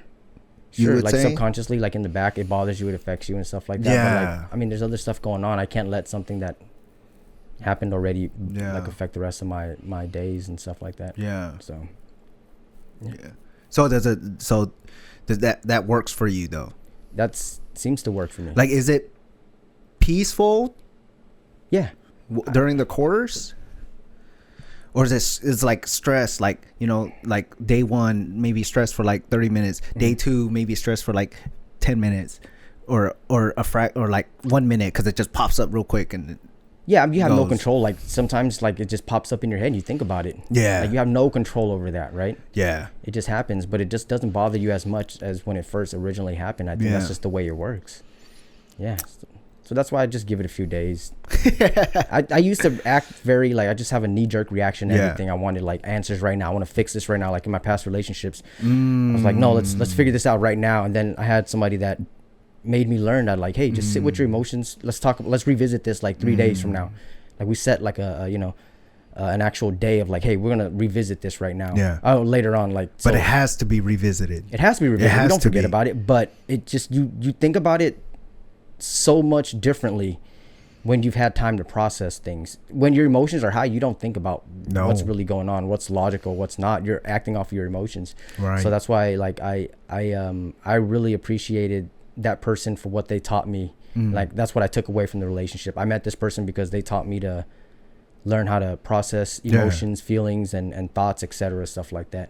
Wow. So like, you know, when things ended and maybe it ended badly or not on my terms, I was upset. I was like, what the heck? Like, I don't understand, like, you know. Yeah. But then I sat there and I like reflected on it. I was like, okay, I met this person for a reason. What did I have, like, you know, what was the lesson? Yeah. And then once I realized that, okay, like I met this person because of this lesson, like I stopped dwelling on the past that this relationship ended. I learned what I needed to learn, and I'm gonna move on and continue to look for, or like wait for my partner, my soulmate, or whoever it is. Yeah. And there's a saying, exactly what you said. There's a saying that says people come into your life for a reason. Yep. There's some people come in your life for a reason, and they're not meant to stay in your life. Correct. They're there to teach you a lesson. You say it like it's bad. No, teach I you don't. Lesson. I'm gonna teach you a lesson, son. Lesson could be, no. It's not like that at all. Yeah, but you need to figure out the purpose of everybody that comes. Like the reason why this person has entered your life. Yes. So if you sit there and you try to attach yourself to like, no, this person is meant to come into my life as a girlfriend, as a wife, or anything like that, you're forcing something that's not meant to be. Yeah. And then that's how you end up in situations where like the relationship goes bad. Yeah. Because you're forcing it. Has to be organic. It has to be. I think that's the most important thing. Is like I said, let it flow. Everything happens organically now. Yeah. You know what I mean? Yeah. If you stay, you stay. If you go, you go. Like I'm gonna be good either way. That's when you like know yourself. I'm gonna be good either way. I'm gonna be good either way. Damn. Yeah, because you love yourself. You're okay. That's strong. Yeah. That is strong, man. Yeah. Why are you gonna let somebody, like, why are you gonna let your whole world crumble down because of one person? Like, you're giving that much power to somebody. Like, I'd never want to do that again. Wow. Never ever. Yeah, like a person would, let's say a relationship ended or whatever, they walk out of my life, like, and then I'm depressed or upset or frustrated and in anger for 3 months. Like, they took away 3 months, an additional 3 months after they left. Damn. From my life, whatever. I'm just hypothetical, you know what I mean? Yeah. And I never want someone to have that much power over me again. Yeah. You know what I mean? Because, but I feel like the emotion that you felt was a natural, organic emotion. Like, it's authentic. Of course it is. So I'm saying it's okay to feel like that, right? Yeah. But when you have the sense, I guess what I'm trying to clarify is when you say don't let somebody have that power over you, is in a sense of like, don't rely on this person to give you some specific kind of validation. Yeah. Validation of like, or a feeling. Let's say don't tie your happiness to one person, because if that person leaves, your happiness is gone. You mean that person? Yeah. Not one person. You Because there's 2 people, 3 people. You get what I'm saying though? Yeah. Like your validation, like you let one person dictate your life, like validate you. If they don't validate you, you don't feel it from anywhere else. Your world's gonna come crashing down. It's like you're feeling good because only this person's saying you're feeling good. Exactly. You're feeling sad because this person said something about you, and now you're feeling sad. Yeah, that your whole world shouldn't be should be based off of one person. You know what I mean? You should have other things in your life, like good friendships, a good family, like maintain those relationships that you have with your family members, your friends, etc. So have hobbies, things that you're passionate and love about. That way, like, you know, if you're not happy in your relationship, at least you have other sources of happiness. Because if it's all in one person and they're gone, you're done. Yeah. There's no more source of happiness. Yeah. Yeah. You shouldn't be in a position where you are dependent on other people for happiness. No. You shouldn't. No. You should be happy Because with yourself. Yeah, because it's now you're gonna be happy on their terms. Oh shit! I didn't look at it like that. Think about it. Yeah. Wow. Yeah, it's whenever they things work out properly and all that. That's it's only when it's convenient for them, yeah. bro. Like no, I'm in control of my happiness. Dang, because I met a few people who are like that, who I let into my life. Mm-hmm. And I thought everything was good, like friendships. And I thought everything was good. And it turned out that it was only good because it was convenient for them. Yeah. And then I got hurt. Yeah. Yeah. And then it kind of didn't tear me down all the way. Mm-hmm. It didn't even tear me down midway. Mm-hmm. But I did accept that I was hurt. Mm-hmm. Right. I did accept that I was hurt. And I was like, why? And then I was going through the series of like, why is this? I was such a good friend to this person. Why did they treat me like that? Right. And why did they think this type of way of me? Mm-hmm. Like, what did I do to come off like that? Yeah. And then I started self-reflecting and thinking about like, did I do something wrong? Mm-hmm. Because I gotta evaluate me first. Yeah. Because if I'm at fault about something, I need to own up to that fault. For sure, yeah. If I mess up, I need to own up to it. Yeah. And take accountability for it. Yeah. And so then I was, going through the series, and I talked to my wife, Fatima. I was talking to her, asking her like, hey, did I do this and this and that? She was like, hell no. That wasn't you. She was like, it wasn't you. Yeah. She was like, they're thinking that because they have their own insecurities about that. Yeah. And I was like, dude, like, first, thank you so much. I love you, Yeah. And then she told one of her best friends what was being said about me. Mm-hmm. And her best friend straight up said, that's not period. Mm-hmm. That doesn't even sound like him. Yeah. Like those people are just haters. Yeah. And I was like, whoa, snap. And then after that, after dotting my T's and crossing my I's and making sure that if like, dotting my T's and crossing my I's in a sense of like what I should do about this. Yeah. Like not what I should do, like go and do something, but more of like how should I mentally think? Where should my mindset be about this thing? Mm-hmm. Yeah. And then I was like, okay, I didn't really do anything wrong. Yeah. So that's good that you like. I'm sorry to interrupt, but like no, that's good that you are that you open it up and let other people kind of like analyze and make sense of the situation and like get opinions of other people. Like I think it's healthy for you to go and talk to a bunch of people whenever something happens or you feel a certain way. Like talk to your friends and say, hey, this is what happened, what went down, like what are your thoughts on it? Was I being a mean person? Was am I a bad person, or is it them? Is it me? Like, and you need to be able to be open to the idea that you're a bad person or you handle things like the wrong way or whatever it is, right? Right. And like, so it's important to gather opinions of a lot of people so you can understand how other people view it. And then you kind of come to your own conclusion. I wouldn't let everybody just, make sense, like determine exactly what went down. Like I'm gonna just listen to them, and then I'm gonna like think about everything, and then I'm like, what? At the end of it, like most of the people, they know me, they know who I am, and I'm not the person at fault for whatever it is, and that's how it is. Yeah. Like I remember this one time, I went. Fatima gave me a big list. Did I tell you this? I think I've heard this story. Yeah, Fatima gave me a big list of groceries. Oh, yeah. Right? I went big old list, bro. Yeah.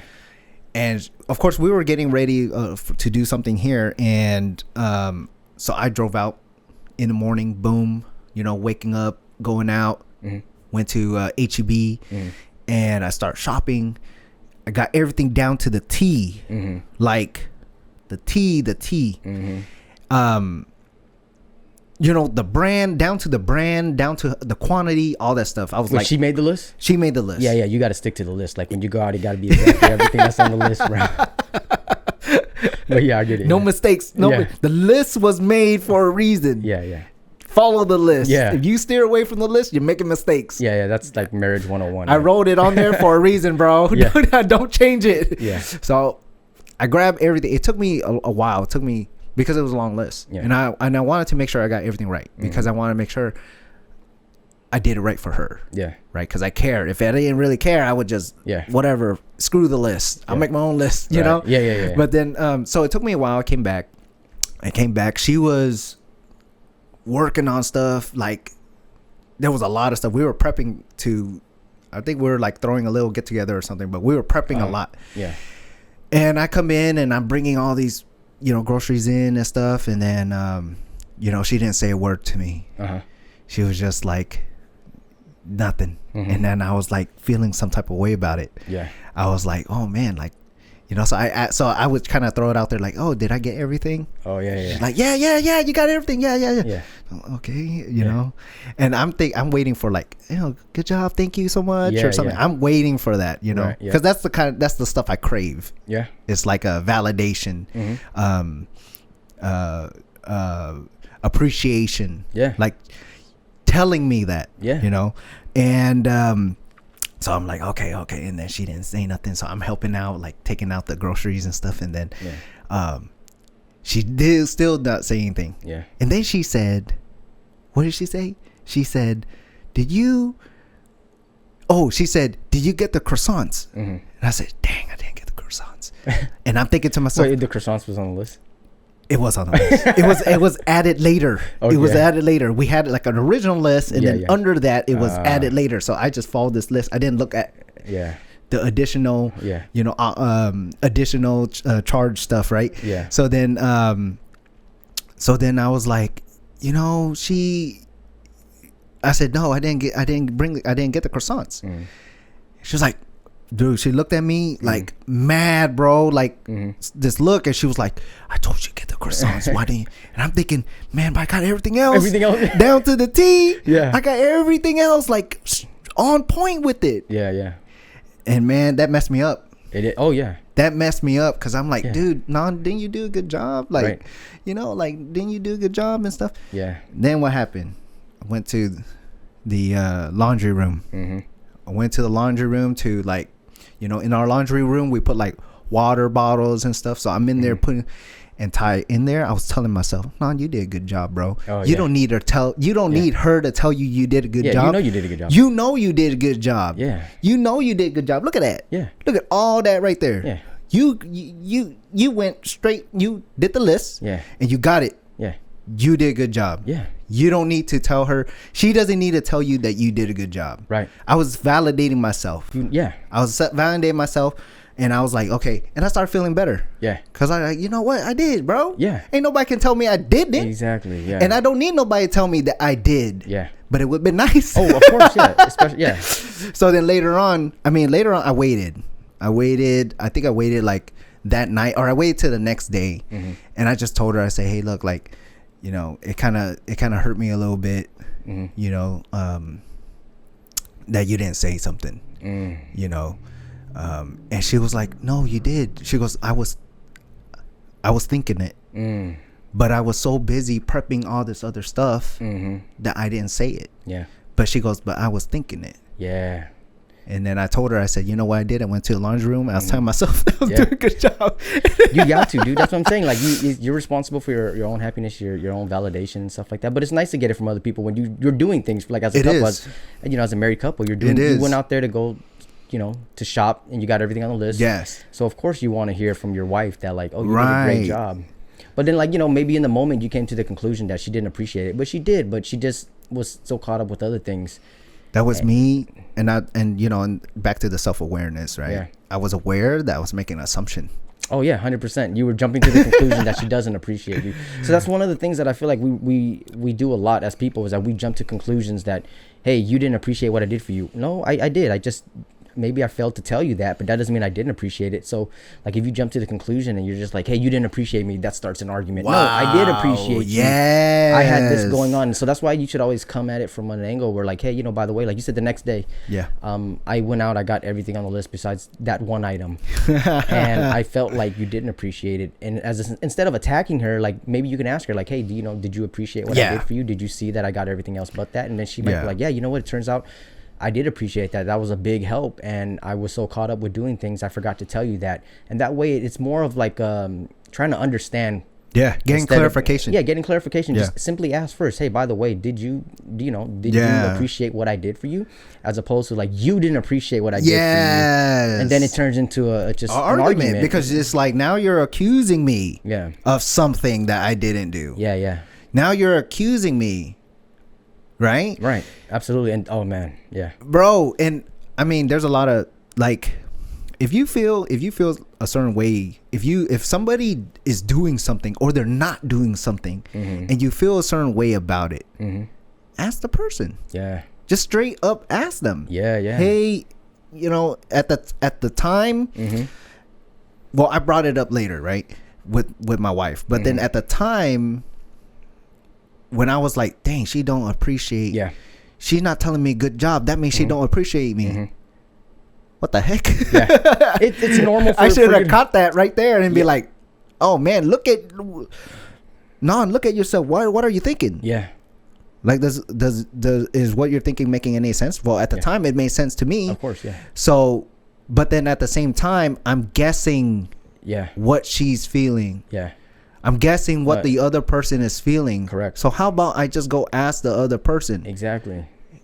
Yeah. Right? Yeah. And I feel like you gotta have some guts to do that. You do, but like, it's the most simplest way of communication is just being direct and honest and forward, because like you're not a mind reader. Yeah. And you can't just jump to conclusions. Like, and most of the time, like, if you just simply ask, you're gonna figure out like, oh, maybe this person did appreciate it, and I just jumped to the conclusion that they didn't, and it just avoids so much arguments. And, stuff like that. And when I say you gotta have some guts, I'm not meaning like you gotta grow some balls. Okay. You gotta man up. I'm not saying that. I'm saying that to face that requires like some courage, like some bravery. Yeah, absolutely. Like, you have to face the fear, and most of the time people have this fear of like confrontation. Yeah. Right? Because they're like, oh man, I don't want to ask, because I feel like, it's going to start something. Correct. Yeah. But then think about it. If somebody came up to you and they're like, hey Ty, like, when you said this, it made me like, did you mean this by it? Do you mean that, did you mean something by it when you said it? Or am I reading it wrong or something like that? Because I just want to know, like, you would respect that. Oh, absolutely. You would respect that. You would be like, oh, that's, you know what? I'm glad you came up and asked me, man. Yeah.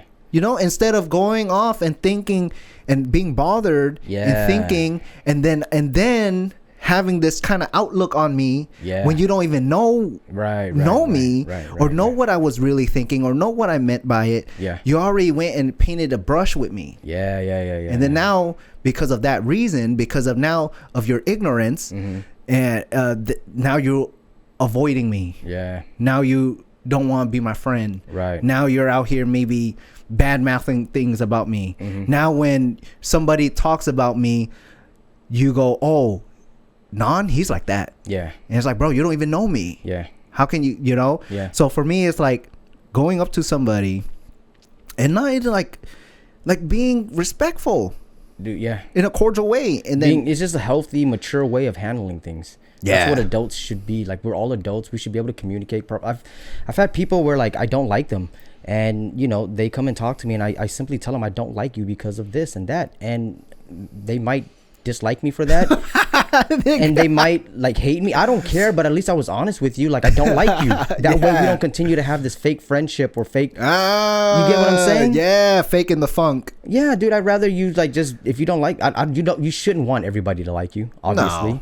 And you shouldn't want any fake friendships or fake relationships. You shouldn't try to get everybody to like you. You shouldn't. Yeah. If everybody likes you, then there's something wrong. If everybody like you, no, I'm just kidding. Yeah. But it's like. Yeah, and then also being like faking the funk, man. Yeah. Like, every time you gotta be around this person, you gotta be fake. Oh yeah. Yeah, I hate that. And then the more that you're being fake, the more you're lying to yourself. Absolutely. The more that you're being dishonest with yourself. You gotta put this mask on whenever you're around certain people, like you said, walking on freaking eggshells and stuff like that. Yeah. Like, no, I'm not doing that. And then wasting your energy and stress and mind thinking about what can I do to impress this person? Dude, what the heck? What are they thinking about me and all that stuff? Yeah. And if you had any sense of self-awareness, you would catch these things right off. You would catch it. Yeah. You would think like, why am I trying to impress this person? Yeah. You know? Yeah. Why am I trying to get this person to like me? Yeah. You know, why do I feel like I have to get everybody in this room to notice me? Right. You know what I mean? Yeah. Like, that's where the self-awareness kicks in. Like, being aware of your emotions straight up. Yeah. Being aware of your decisions, like you said. Yeah. Analyzing piece by piece the decisions that you're making, the mindset that you have, how you view people. When somebody says something like how my friend said low fat, boom, it hit me immediately. It was hit me immediately, and I was like, whoa. And I was able to catch it right away because I was practicing this self-awareness. It's you gotta practice it. If you really gotta do, you just like, once again, like I said, it's building a habit. Once you get into the habit of like analyzing everything and being self-aware, like you start looking at every little single thing, and then that's when you start nipping it in the bud. Like you realize, oh man, I was doing something I shouldn't be doing, and like you know, catching it right away. Absolutely.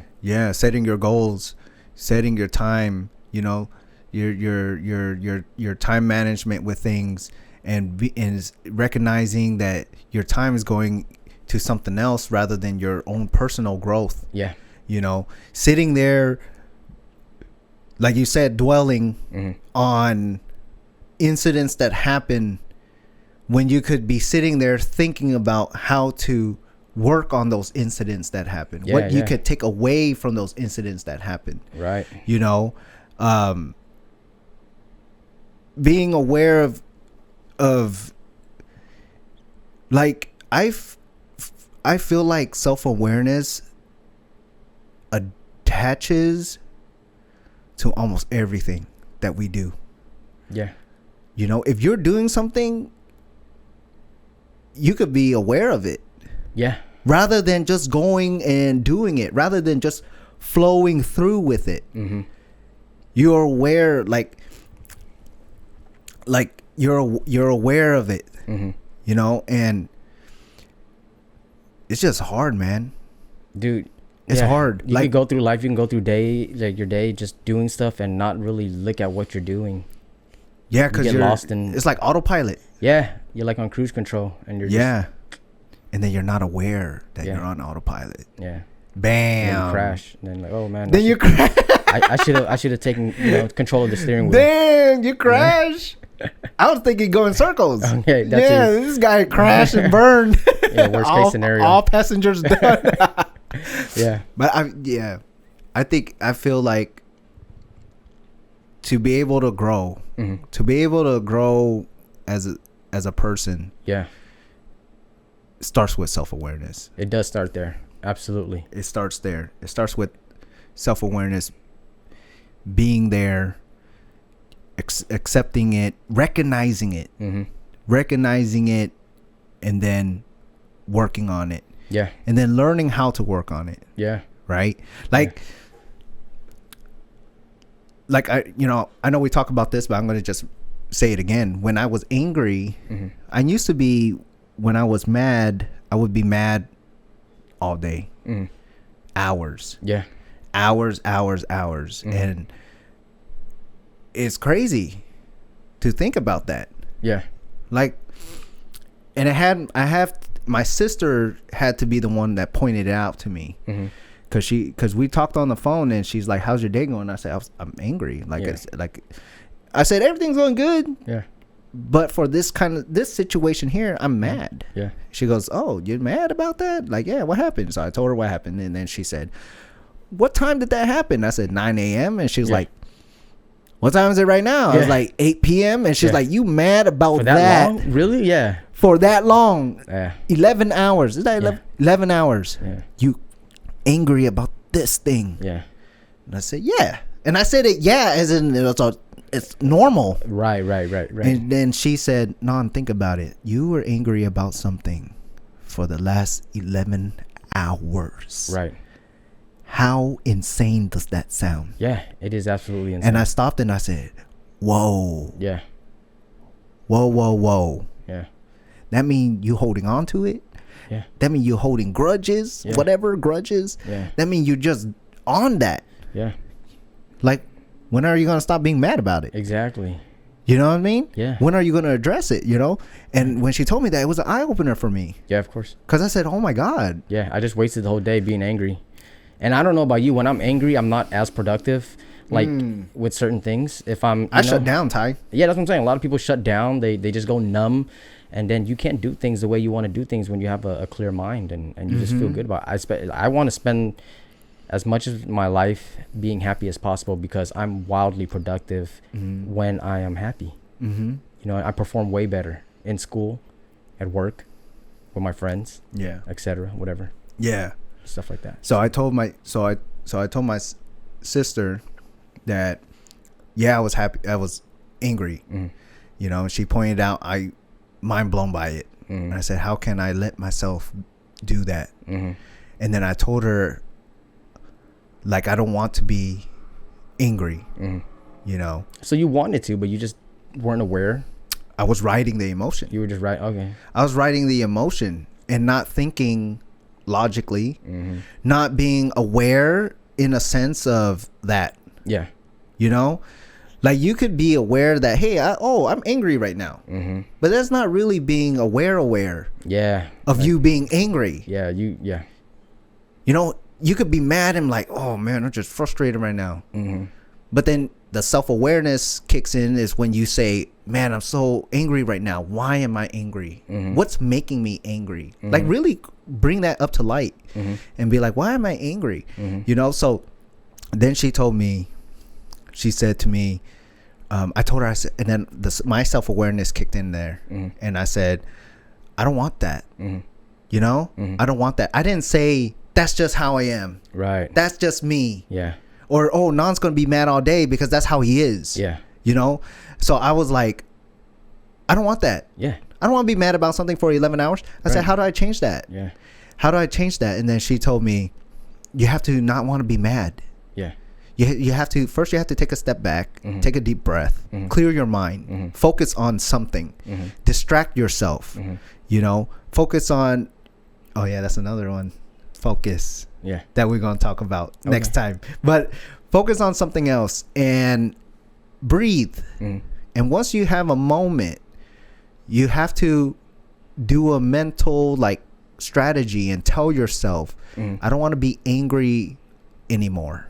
I don't want to be angry at this thing anymore. You intentionally, emotionally, physically need to not want to be mad. Sometimes people mad and they want to be mad. They stay mad. Yeah. That's how you stay mad. Yeah. Because nowhere in here is telling yourself to stop being mad. Yeah. You just going with the waves. You just going with the flow. Tell yourself, I don't want to be mad. Yeah. How do I not be mad? Yeah. Let me stop being mad. You need to do that. You need to like literally tell yourself that. Yeah. But then when you're normally when you're in the course of being angry, you don't say that to yourself. You just go with it. Right. You just go with it. It hit its peak, whatever the case is, and it starts going down or whatever. It goes in waves. You get mad. It gets low. It gets mad. It gets low. Higher, lower, you know.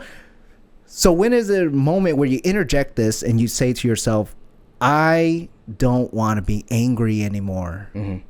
Boom. Yeah. Once you ask yourself that, it opens so many doors. Yeah. It opens so much that you could go, wow, there's a lot of options. Yeah. And because when you're so angry and you're so caught up in this, you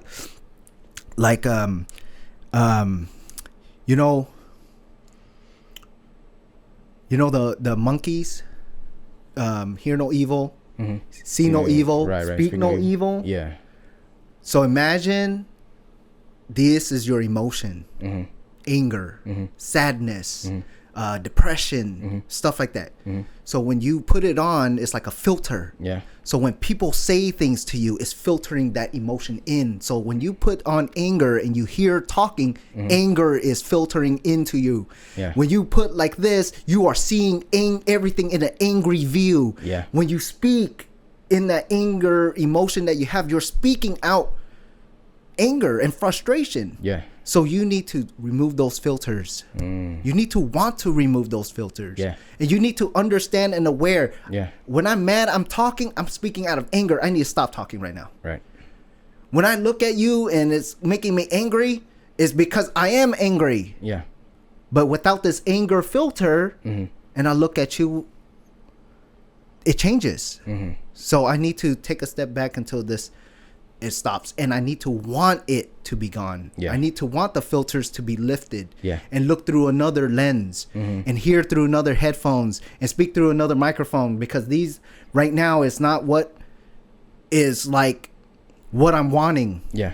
Right? Yeah. Because I think ultimately it's okay to be mad. It's okay to be sad. It's okay to feel these things. These are all human expressions, human emotions that we feel. Yeah. It's natural to feel it, and we need to feel it. Yeah, you can't avoid it. You can't avoid it. No. And then, but at the same time, when we're feeling it and stuff, we have to want to not to feel it. Of course. And work through on how not to feel it. So my sister told me, intentionally do not want it. You need to tell yourself. Yeah. And bro, there's one time I got mad. I was so angry. I gave myself some space. But as you can see, space doesn't really work in my situation, because I could still be somewhere and still be angry for the next 11 hours. Yeah. Yeah. Just removing yourself, like moving to a different physical location, doesn't fix your problem. You have to want to get out of that situation, like not be angry. Yeah. Right? So it's kind of like, so then I removed myself, and I was just sitting in my car, and I said, okay, man, you gotta not want to be mad. And I was taking deep breath, everything. And I was like, you gotta not want to be mad anymore, Non. Like, come back and visit this situation when you're not angry. And you need to, like, I was deeply telling myself, you have to not want to be mad. Don't be mad. Yeah. Okay, you're mad right now. That's all you get. That's all you get from the moment that it started up until you right now. Yeah. That's all the anger that you're going to allow yourself to have. Yeah. Right now, revisit it.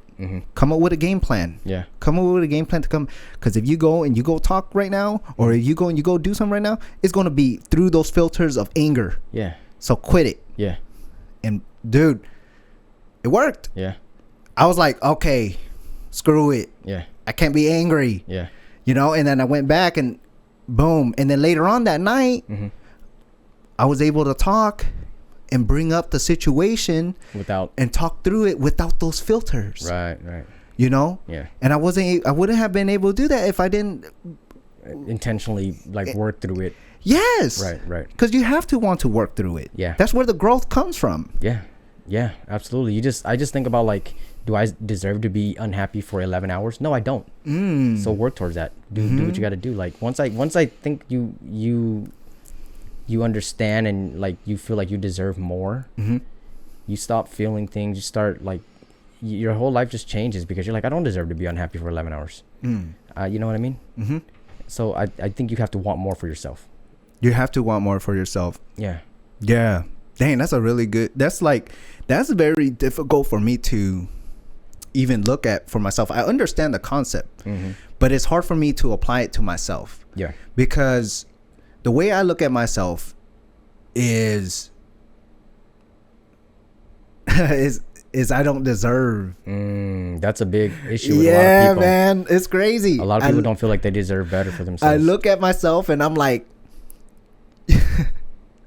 see, I'm laughing because it's like, to me, it's so foreign to me. Yeah.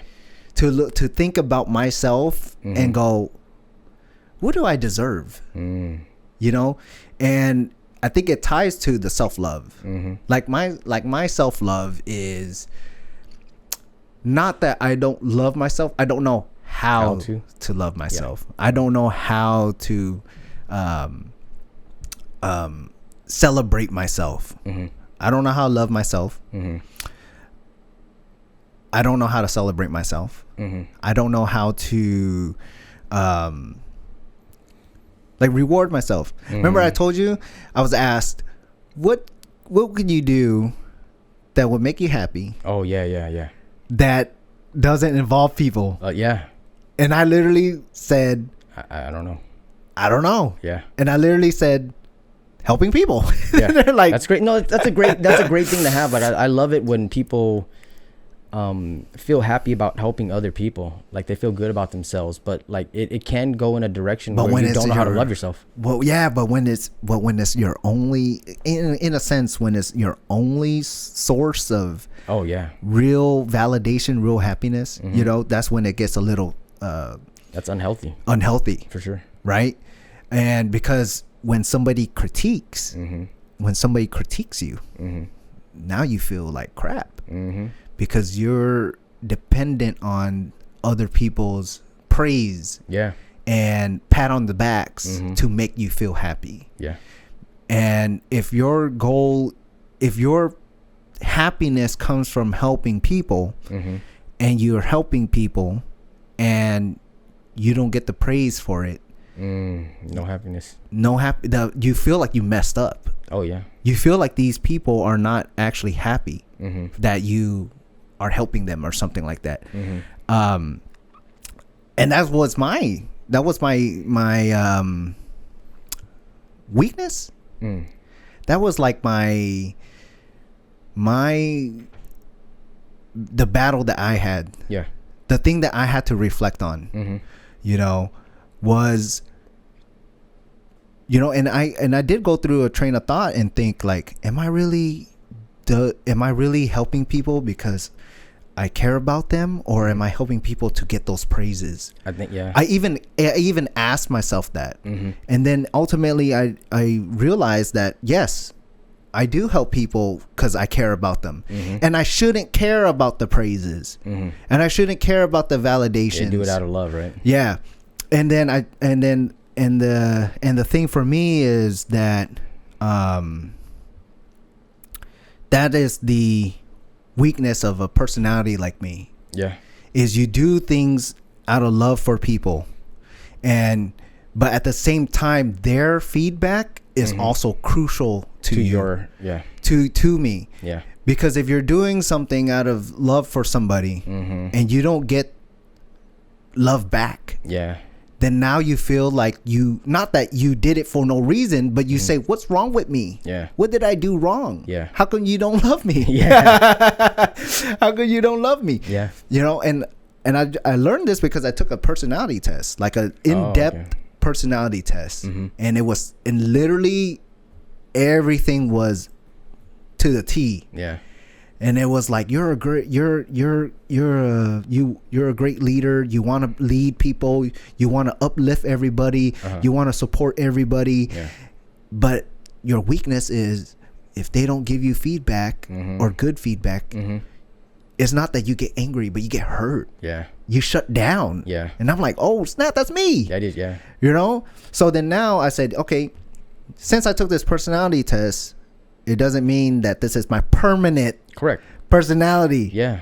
You know, so I go, I want to tweak a little things. Yeah, I want to keep this, but I want to change this. Yeah. So then now I'm aware that I do love helping people. It's a passion of mine, right? I like to see other people happy. See other people succeed and all this stuff. And if I don't get any kind of validation back, it's okay. Yeah. It's okay. Because I know what I'm doing. Yeah. Like how with the laundry room. I like that story. Yeah, with the laundry room. Go to the laundry room to speak to myself. I did a good job. Yeah. Go to the laundry room. Yeah. Freaking in the. You did. Yeah. Once again, you know yourself, and like you don't have to question that if anybody else knows that you did a good job or not. Dang, that's a good. Yeah, right? I like how you said that. Yeah. You don't have to question. You know, if you know you're doing great. Yeah. That's all you need. That's all you need. That's all you need. That is to know that you're doing great. Yeah. You don't need to tell somebody to tell you. Yeah. Yeah. Yeah, man. That's good. Dang, Ty, we hit 2 hours, bro. Serious? Yeah. Man. I'm hungry. You hungry? Yeah. I think Fatima's making something right now. Okay. But yeah, bro. All right. Good topic. Good topic. Self-awareness, yeah. Self-awareness, man, starts from self. Yeah, your life changes a lot when you're aware of yourself and what's going on, and you make those, and you are actively working towards changing. Yeah. And being open-minded and under, like, accepting that, you know, you have flaws. You're not perfect. Some people are in great denial. They don't Yeah. think anything's wrong with them. This is just who I am. This is the way I am. It's always worked for me. Yeah. You know, it's my identity, and they don't know anything else. But I think one of the key things in finding yourself mm-hmm. is self-awareness. Absolutely. That's where you start. Yeah. Is being self-aware. Yeah. Being self-aware of everything. Yeah. Your traumas, everything. But just because you are self-aware of your traumas doesn't mean you're going to be self-aware of the other things. Right. I'm saying, like, practice it to where you tap in a little bit, 1%, 2% here and there in every category about yourself, analyzing everything about yourself little by little, piece by piece. Yeah. You can't just do it all at once. No, absolutely not. No, because I mean, I'm 33 years old. Am I going to figure myself out right now at this moment just because I know this stuff? No. I don't even know how I'm going to be when I'm 50. Right. Where my mindset's going to be at. Right. So I'm continuously going to go through the trials and errors and this journey of just. You should do it till the day you die. Yeah. You're going to continue to grow as a person. You should continue to figure out who you are as a person, why you were put on this earth. Yeah. And, you know, the legacy you want to leave behind, the impact that you want to make and stuff like that. Right. All the way till the day you die. Yeah. Yeah. And that's why we are on the Find Yourself podcast. Yeah. Because we're truly finding ourselves. Yeah. All right. All right, cool. That's it. Sweet, man. Thanks for coming, bro. Yep. Good conversation.